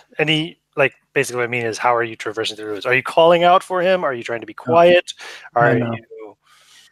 I want to be quiet because I have a theory, since he's at least half one of these things, that there's something possibly nefarious going on, and I don't want to tip our hand on it if we have to just kill him. Half one of what things? Yeah. Huh? You I'm just mentioned asking Renard about his theory. Yeah. Yeah. So Miss Morrow mentioned that there was a because I mentioned I brought up. I see what you mean. Yes, that he might have parentage that was of a supernatural nature. Yes. Yeah, exactly. Okay, cool. Yeah, no worries. I just was looking for some clarifications to what your line of thinking was. Okay, so Renard, who is doing the tracking at the lead, is advising you guys proceed quietly. Are you obliging him? Yes. Yes. Yeah. Okay. Very good. So you will be slowly kind of tracking him through the woods, heading west towards the river. Now,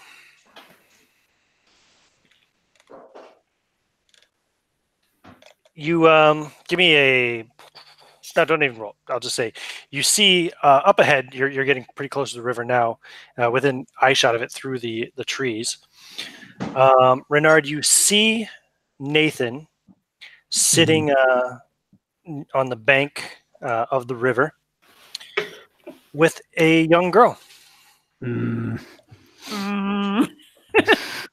Is it a young girl or something that looks like a young girl? Well, she laughs at something that he says, and she kind of turns her head a little bit, and you get a good profile of her.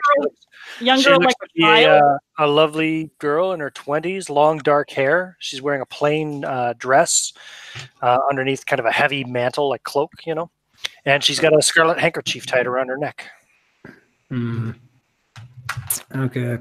Can are they talking? Does it look like they're talking to each other? Yeah. They're talking, and she's laughing, and Can I overshoot what Smiling. you're saying? You would have to get a lot closer. Okay, I can sneak closer. Okay, what are you? We'll wait back here. Are you, I was are gonna you gonna signal to everybody else? Like nobody else has seen her yet. Yeah, I'll signal them to halt, and I'm Yeah. gonna signal that I'm going forward. Okay. Yeah, give me a sneak roll or a stealth roll. Okay. So that is it's a regular success. Let me just see. This is an opposed roll. What is her skill? Oh. Yeah, as you're approaching stealthily, kind of quietly, moving up.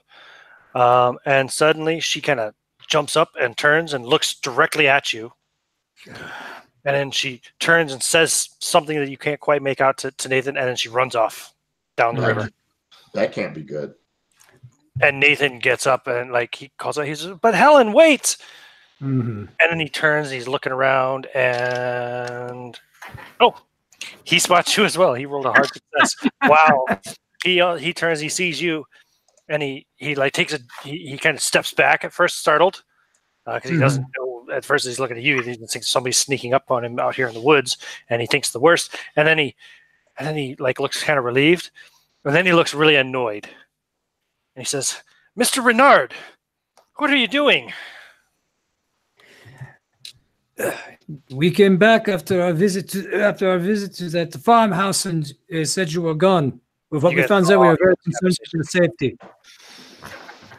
Well, yes. To be quite frank, I get tired of not having any privacy, and I decided to go for a walk while Mr. Carmichael and Mr. Bonham were preparing meals. He looks at the others and says, "See, I brought you a sandwich, Nathan." Oh, she said, "Everybody here?" I don't know. And he now sees everybody. I told them you just wanted to be alone. Well, you scared her away. I hope you're happy. Who was she? He says she's a shepherd's daughter. Lives somewhere out here, not too far from here. Yeah. Her name is Helen. Looks very pretty for someone who works outside all day. Well, I don't believe she was working. I bumped into her when I was here walking by the river. I have a question. Could we tell what color her eyes were when she turned around? No, definitely not. Renard might have. Give me a spot hidden roll, I guess. I got a 6, so yeah, 6. Yeah, she had brown eyes. Okay. Brown hair, brown eyes. And you were wandering down here, and she just happened upon you? Well, I happened upon her, I suppose. Startled her at first, but I convinced her that I was no threat. I told her that I owned an estate near here. She said her father owns a farm in the northern hills here. It's getting late. We should get back to the house. Yes, we should. Yes, maybe we can discuss this. Did you find anything in your hole, Mr. Van Zorn? Well, we found something. We just don't know what it is. See. Well, we should get back. Yeah, I guess you can tell me about it on the walk home. I have a feeling that your life is in danger, Master Hardwicke. Why? Well, we found tunnels. These tunnels weren't dug by any human hands. And there's a theory that these tunnels branch all throughout the valley. Really? Maybe some kind of bandits are using them for smuggling or something. That is a possibility. They could be the ones who killed Uncle. That's also a possibility.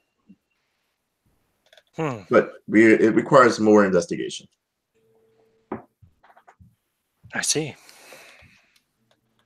What did you talk with Helen about? She seems a nice girl. When she saw that someone, I guess she noticed that Renard was approaching. What did she say? Just as she raced off. She didn't say anything. She just was startled and she ran off. She probably thought he was some kind of villain out to accost us. I don't know.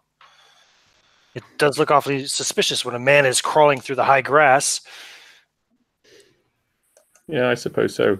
Did she say that she often spent time here? Or it seems... Yeah, she walks here along the river often, yes. It's relatively far from... We were talking about the land here, how beautiful it is. Obviously, she's known it her whole life. I told her a bit about London, but she didn't seem to find it very appealing. How did she smell? Yeah, how did she smell? Did you know? Did she smell sweet? Very nice. It was the first time I've met her. I didn't get that close, I'm afraid. I mean, she smelled normal to me, I guess. It's just strange. I had relatives back in the old country. One family was a shepherds, as you say, sheep, as you say. And I tell you, as much as I did enjoy their company, I could never get that smell of wool out of my nose. It's something that shepherds get. I'll have to look out for it next time, I suppose. Give me psychology rolls, all of you who are present and witnessing the conversation. Nope. Close, actually. I missed it by 4. I got not 9, so I got a regular success. Reuben, you see the telltale signs in his face. A young man, as he's talking about this shepherdess, you get the feeling that he's quite enamored with her. Ah, young love. Okay. So just let us know when we get back to the house. Yeah. So you guys can walk back to the house. It's how far is it? Let's see here. If I were to pull that back up again. Oh yeah, I need to do it this way, don't I? Damn, that map style. Measured in inches. Not the easiest for PDF use. Okay. So yeah, you guys are currently, I would say, so that's, yeah, you guys are only about a half a mile from the house, not far. So it's about a what would that be? About a 10-minute walk. We should check the shack. I mean, shed. Renaud did tell us about the markings there, right? Mm-hmm. Yeah, we should check the shed before we do anything else. Do you point them out to Nathan? The markings?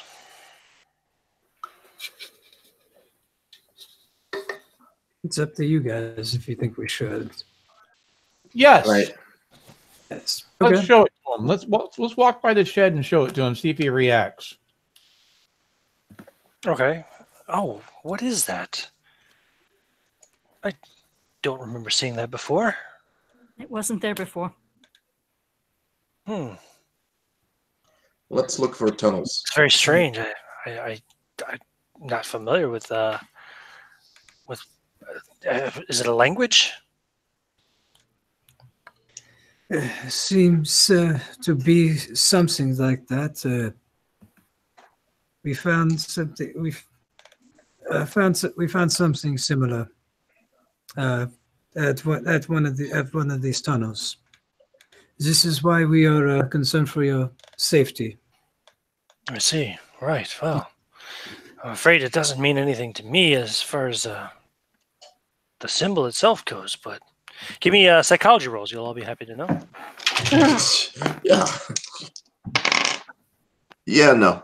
Made it! No. Yay! Those of you who succeeded can tell he's very, although he says he doesn't know anything about the marking, but he does seem very perplexed and disturbed by it. Okay, can we check for tunnels? Yep.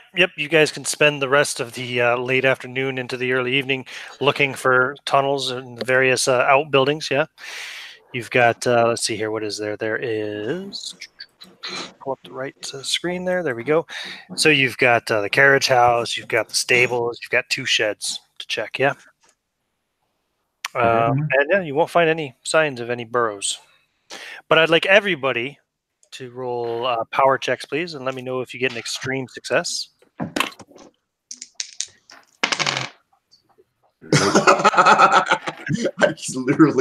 I thought I saw the 0 come up and I go, oh my god, I'm gonna make it, and then another 0 came. I got 100.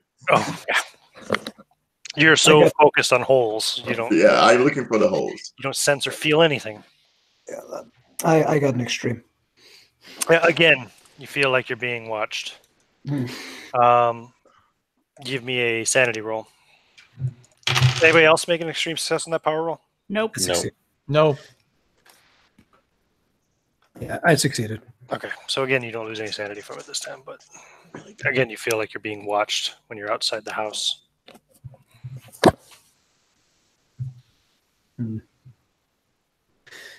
Yeah, maybe we should get back inside and is Nathan gone inside, or has he been out here with us the whole time? Nathan's gone inside. Okay, and the other thing I'm saying is, so who's all looking for these holes anyway? Renard, yeah, and I am. Anybody else? Yeah. I'm going back to the house to finish my sandwich. Yeah, you're back in the house. Well, it's going to be dinner time soon. So yeah. Me too. Okay, Percy, Carmichael. I assume Carmichael went back in the house. He doesn't seem to be too interested in searching for holes. So that leaves just Renard and Von Zorn. Yeah, outside. And he's gonna tell Von Zorn, because if we see that girl again, we need to detain her. I totally agree. But I don't know why, but I have a feeling that it might be harder than it sounds. Yeah, well, you're a big man. You came well equipped. So did I. I think we could figure something out. What do you think? Just between you and I, what do you think is going on here? I think we are dealing with a group of cult worshippers. The books I have read in the past mentioned some primitive cultures worshipping something called Yig, and the reason I think it's Yig is snakes. Well, you mentioned this Yig in this Yaga, this Saga, whatever. Yes. What are they? What is that? Some ancient gods, it seems, the primitive people worship. I'm not sure exactly how much of these things are true, how much is legends carried down in time with things, but some of the things I have seen would give some credence to some of it. And what I know of Yig are snakes. And we smell snakes in the tunnel. And awfully big snakes, don't you think? It could be large snakes, but these people, this group worships them. And if these tunnels go all around this area and these woods surround us. And I think. Wait, isn't there some sort of legend in Ireland or something in this area about someone driving all the snakes out or something like that? Ireland. Yes. Yes, but that's not Wales. Yes. Are you guys all having this conversation now? Nope. No, I thought we were just we were outside. You guys outside talking. Oh, I thought you guys had come back. No. No, they're talking outside. It's just the 2 of us. No, Ruben sorry. has followed Nathan in striking up a conversation about the young girl. Okay. So what I think is going on is, if Nathan is part of these people, these people probably want him back. But why would they kill the colonel? I mean, what did that play into it? Well, from what we know, before he died, he sent off that stone, right? Yes. He sends off this stone, and then he dies. Now there are lots of markings of these things that we have seen. You remember the little wooden totems and things. I think that he found something. I think that stone was important to them. And that idiot brought it right back to them then. Yes. That's why I say we are in quite dangerous situations here. We can't let them get to Nathan, and I don't know if the girl's involved with them or something, but the things I've been seeing have been small. She's full-size person, so maybe she's working with them, maybe she's one of them. That's what I think, but that stone, that they want that stone, they want Nathan. So as I'm concerned, they can take the stone, but we are not giving them to him. That would make sense. Then we would need to get the stone. We would need to get the stone back, but I don't think that the gentleman is going to give it to us easily. No, well, again, as I said, you're a big man. We are prepared. I think we can work something out. Yeah, perhaps over dinner we should talk with the others about this. Well, your idea is, I think it's well thought out and would match the evidence we've seen so far. Yes, we should get back before they start worrying about us. Okay. So I guess we get back. Okay. Yep, back inside. You're all in the safety of the manor. You can have dinner in the dining room.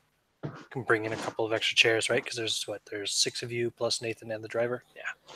Bring in a couple of extra chairs. You can all eat in the dining room.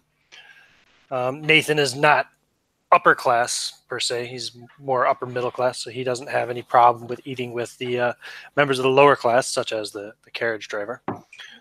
Do you discuss any of this at the dinner table with Nathan present?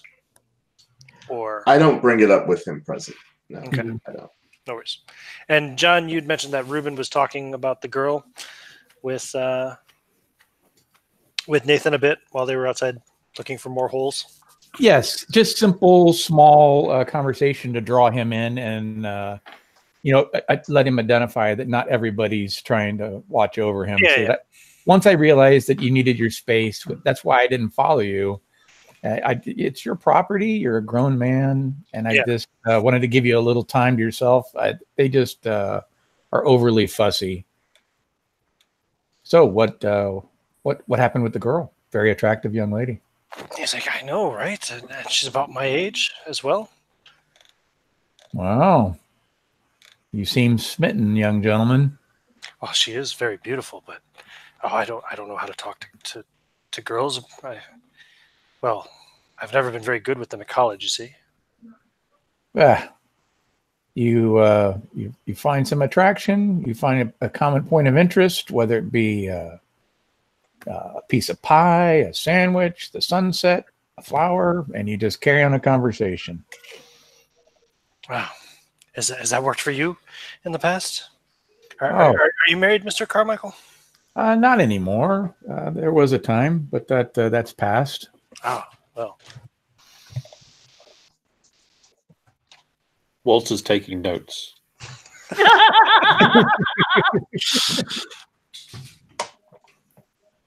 But they are overzealot, but they are looking out for your best interest. I know it's frustrating. Yes, well, that Wilhelm especially is very overbearing. Absolutely. If it makes you feel any better, if you want to wander about while we're all here, I'd be happy to accompany you to a point and then let you carry on with your walking by yourself. And that way they won't be too alarmed. I see. Well, thank you very much, Mr. Carmichael. I do appreciate that. No worries. Well, you have a good evening, sir. Yes. So that would have been before you have dinner. Then you guys can all have Nice, quiet dinner. Nathan will be pretty quiet. He's seems to be kind of lost in thought.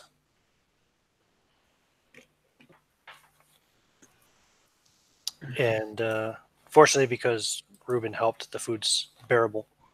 Nathan doesn't know much about cooking himself. But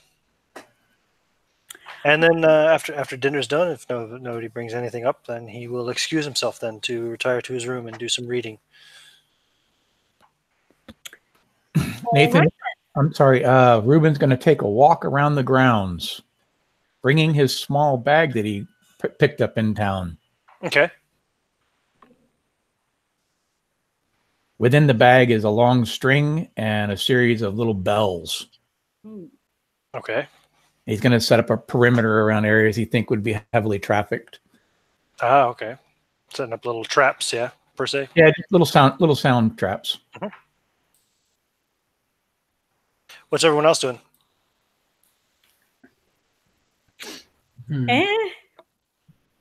Do the dishes after dinner, probably.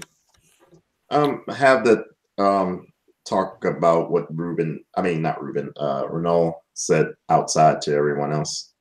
So you and Burzy, except for Nathan. Yeah, well, Nathan's gone to his room, and do you wait for Carmichael to come back inside first, and for Mrs. Morrow to finish the dishes? Yeah. Okay, so then you can all sit together. Thomas has also gone to his room, so it's just the six of you at that point. Mm-hmm. And basically just fill him in on everything that you just discussed with. Does anybody need anything repeated, or did y'all catch Actually, up? yeah. Can you? Because I was AFK for a little bit. Yeah. So go on again. The Cliff Notes version. Yeah. Do you want me or do you want Bonzorn to do it? Whichever. No, you go ahead, Renard. It was your theory. Okay, so I think that whatever like I say, I think that these people finding these tunnels from the woods, whatever they are, the part of this cult that worships yig snakes. That's what the snake smell is. And I think if Nathan is one of these, or even part of one of them, I think that they want him back. And I think his uncle was killed because of removing something that he shouldn't have removed from one of these sites. Possibly, or he could have been killed just to get Nathan back here. It's entirely possible, but either way, I don't think we're in a good spot. We're surrounded by this, and I also think that woman Helen is in on this whole thing too. I think that she should be detained immediately if we see her again. Because maybe we can extract some answers there, or if she's one of them, maybe we can use her as some sort of hostage, if need be. Do you think? Well, I'm sorry, but do you think the method or the happening of Nathan's birth, from what we've been told, seems premeditated? And I know some pagan cults have raising somebody to be a sacrifice eventually in their life. Yes, and it's something that might be true. But from what we've heard here, he's become very invigorated ever since coming back here. And if Helen is sharing the same interest with him, and she's seems to be trying to lure him away from things, I guarantee the next chance he gets to get out of sight, she'll be there. I don't know if they want to kill him. I don't know if they just want to take him back with them. But either way, I do not agree with that. We give them the rock, nothing else. We give them the rock, and we get out of here.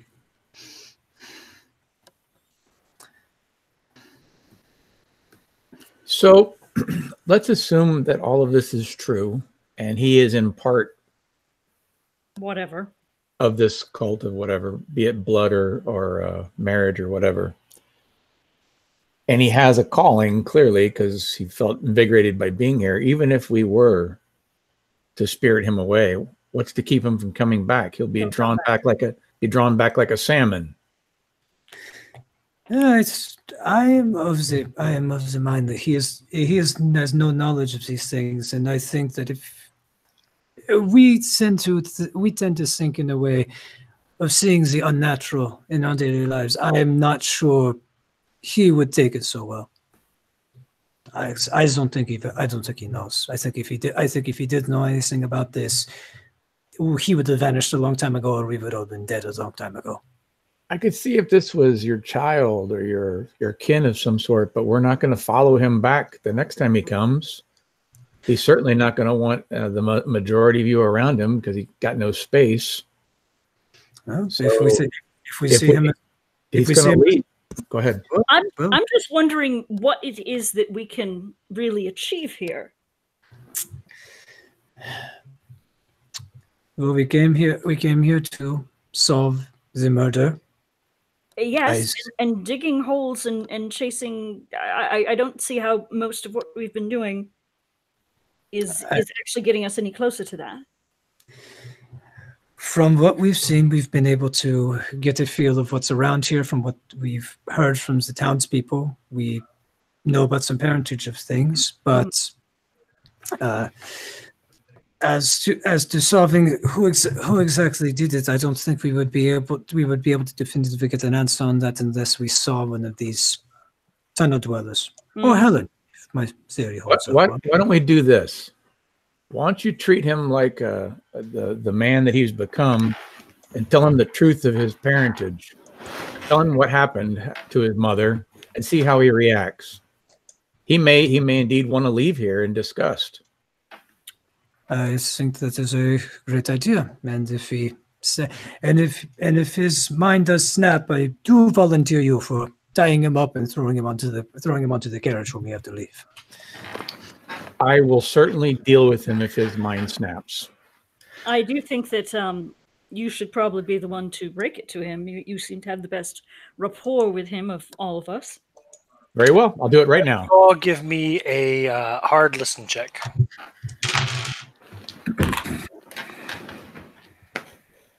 Oh, I got that. I have a basic. I did not make a hard check. Nope. No. So just Stanton? Oh, I'm sorry. Did you say everyone? Yeah, hard listen check. Not even. Okay. And Rob?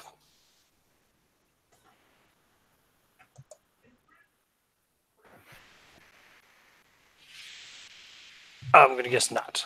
Okay. Well, you hear the jingling of a bell outside, Stanton.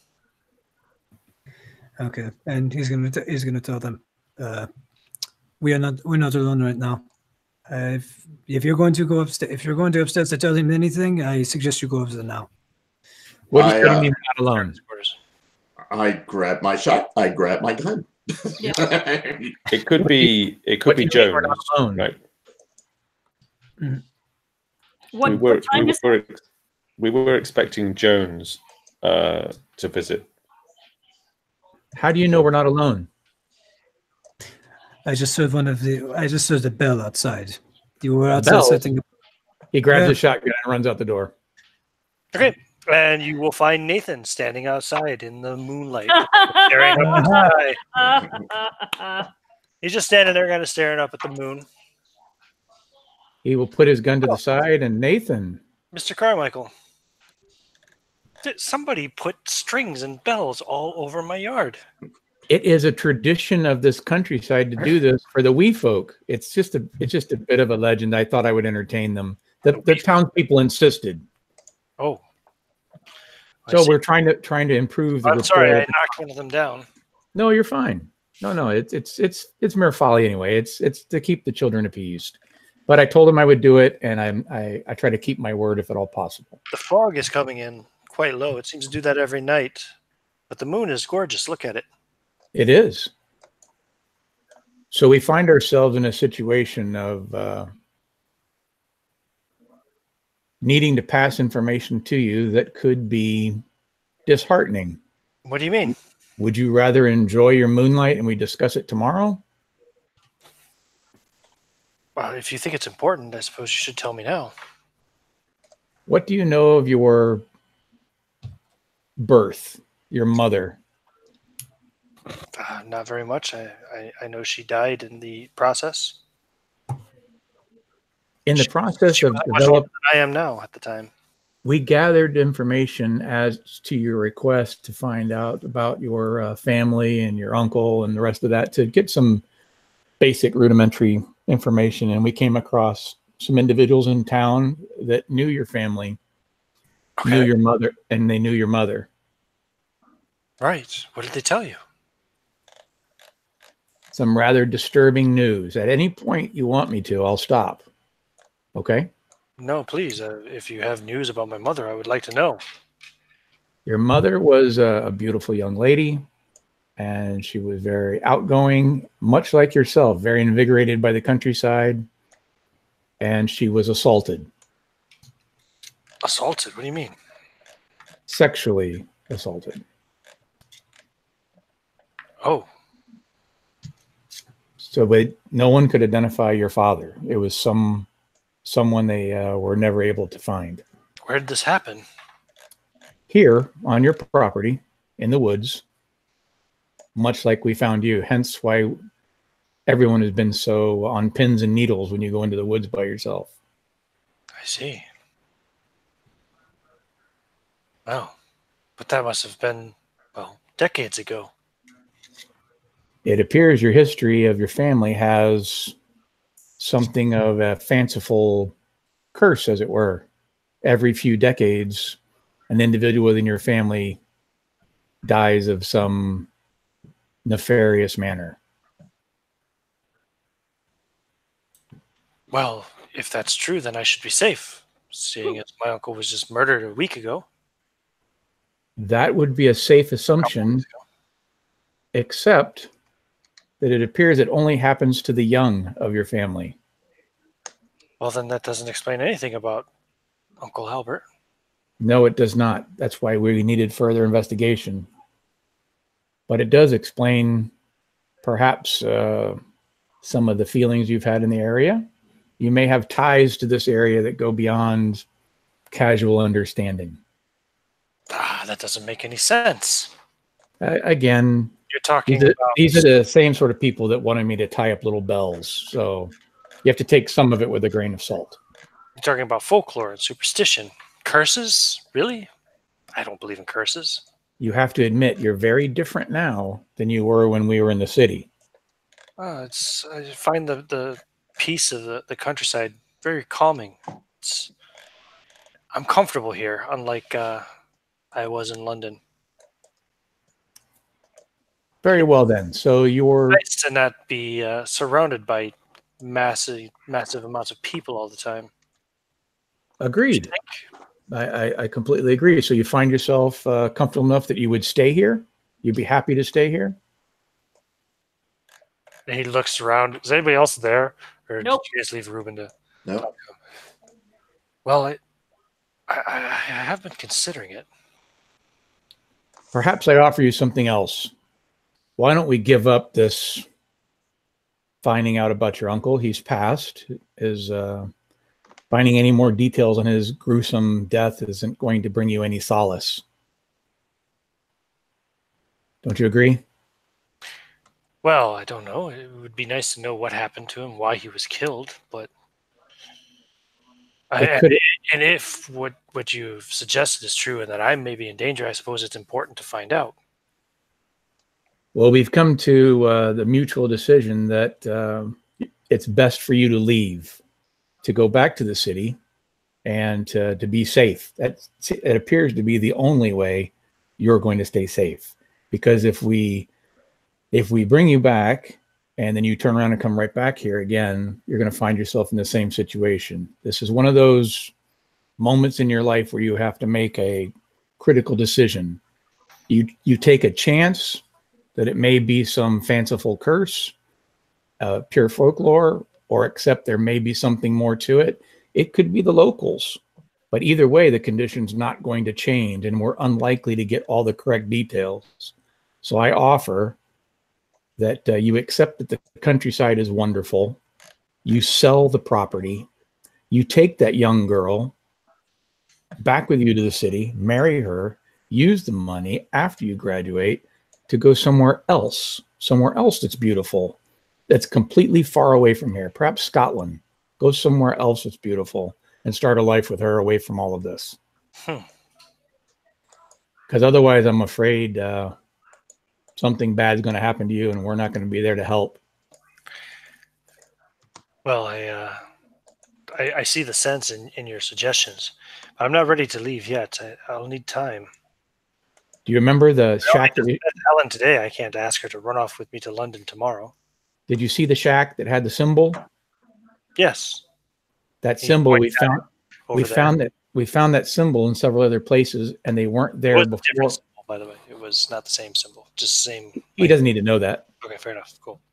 When we investigated your property before to check on the caretakers and no one was here, we found various symbols like that. And then there was this matter of the hole with the scales and the stink and the stench. And clearly people have been here that don't belong here. Well, that could just be so I can No, it's no mere animal. It was a 3-foot hole. And unless the animal was the size of a cow crawling into the hole, which is insane. So you can see the logic here. You're a college man. Well, I still need time. I need time to meet with Helen and talk with her some more.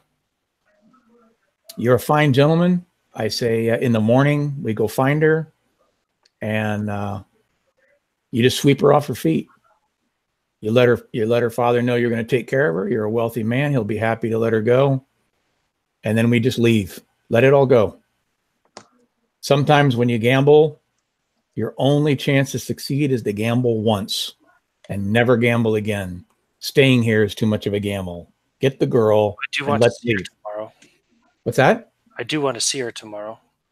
Let us go with you and help you get to her, and then you deal with your business on your own, sweep her off her feet, and let's leave. Does your offer still stand that you made to me earlier? Of course. Then just you. Very well. She said that I could meet her tomorrow after lunchtime in the same place. In the woods? By the river. Very well. So you'll accompany me? I will do that. Did she say what time? After lunch. After lunch. Very good. He puts his hand out to shake in a gentlemanly fashion. He gives you a firm shake. So let's. Thank you, Mr. Carmichael. I appreciate your honesty. I think you're a good man. Well, I think you're becoming a fine gentleman, sir. Shall we go back inside? Yes, I suppose I've done enough moon gazing for one night. I can see it from the window anyway. Very well. Okay, so we're going to go in. Mm-hmm. Okay. Very good. He'll go back to his room and he'll pull out a book on Welsh history that he's been reading since he arrived. Are we posting watches again? When we're separated and he's not going to hear anything, I'm going to suggest that half of you make to leave for town first thing in the morning, right after breakfast. But don't go into town, but in fact go out and then circle back to the place where we saw him with the girl yesterday and hide, because he's supposed to meet her again tomorrow. I've convinced him to leave, to take the girl and leave, if she is in fact a girl, and which she must be a girl, because she's certainly not a snake. And then we just leave this place. That's the only way to save him.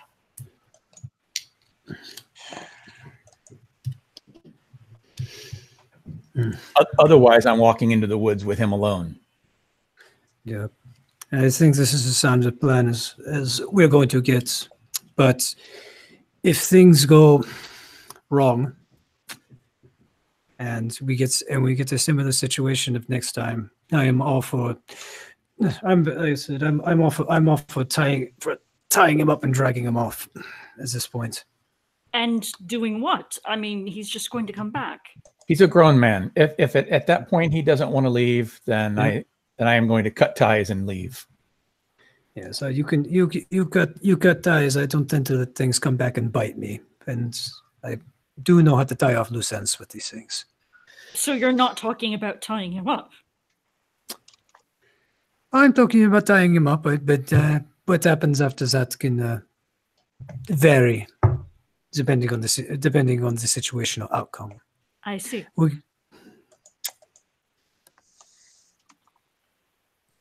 I see these things as a potential threat. I see him as a potential threat if he is pulled into the fold. Well, why don't we just go upstairs and shoot him now then? Because I like to give people the benefit. Floor. Oh, sorry. Yeah. Because I'd like to give people the choice and the benefit of the doubt in the situation. I hope that he can come to his senses on it. But if not, I don't want to keep looking over my shoulder. Do you? No. Oh, that's what you said. I mean, there's still quite a lot that we don't know. It's difficult to have completely conclusive plans in a situation where there are still several unknowns, but I think the basic form of the plan is a good one. Yes. But we'll have to make it up as we go along, as we discover, the extent to which the girl is involved or not, what transpires next to the river, etc. I think if we could out the girl, if she is something supernatural, something unusual, or out anything that's more supernatural to him, he would be a lot more likely to be compliant with what we're trying to get him to do. Agreed. I agree. Yep. Mr. Von Zorn, you are uncharacteristically quiet. I'm listening to all the plans. I have thoughts of my own, and I don't want to. I think this is a very, how would you say, supernatural event here. And I admit that my own experience in the occult is limited. I'm listening to what you said. I don't agree with simply writing the Colonel's death off as it just happened. I know I won't. If I was tasked with finding the murderer of this man to solve this mystery, and that's what I will do. And but if the young man who tasked you said he's satisfied, then he's satisfied. if this young man is under influence of the occult, then we have no evidence. Ruben, I will tell you this: I will find the murderer of this colonel. That is what I will do. Very well. Yeah. And I will do my best to protect this young man. I believe he's a good man. Even if he doesn't want your protection. We shall see. There's something to be said for just having the personal satisfaction of understanding what has gone on here. The rumors and suggestions of supernatural involvement, I'd rather know one way or the other before I go back to London. I agree. But I'm not going to let this, I will not abandon this man. And I will not abandon this mystery. So, but I cannot force any one of you to follow this same measure. You have to do what your own conscience allows you to do. I would prefer to get the young man in a good situation, but what's gnawing at the back of my brain is he has half of his bloodline is something beyond what we are used to, apparently from what the legends and what we've looked up say. So when that will he turn with his human bloodline or with this so-called other bloodline that we've been investigating? That's what's worrisome. I understand. And as I said before, you have to do what your conscience tells you to do. My conscience tells me I cannot allow this mystery to go without giving it my all. So that being said, I guess our next lead is the girl. Are we setting watches again tonight? Aye. Same shit as before? Same. Yeah. Yep. Okay, very good. I think it is going to take one more session to wrap this up. I don't want to rush the ending. So we will have session 4 in 2 weeks' time. Great. And that's going to have to be the end. I can't see it. I can't see it going for a 5th session. I'd say we do one more session in a couple weeks. It'd probably be 2 to 3 hours, I reckon, tops, and then we'd wrap this one up. See, we could have got it all done if we went further into the tunnel. Well, yeah, it could have been. Well, it might have ended for some of us. Yeah. The tunnel would have been Zorned. There was a lot of stuff going on, and like I said, I don't really like to rush investigations. I mean, if it was a one shot, sure, but it's not. So great. So thank you very much. Right, yes. Thank you. Another night done in 2 nights technically, 2 nights and a day out here in Brecknockshire. So we'll pick up with the next day then in 2 weeks. All right. All right. All righty. Yeah. See you then. Sounds good. All right.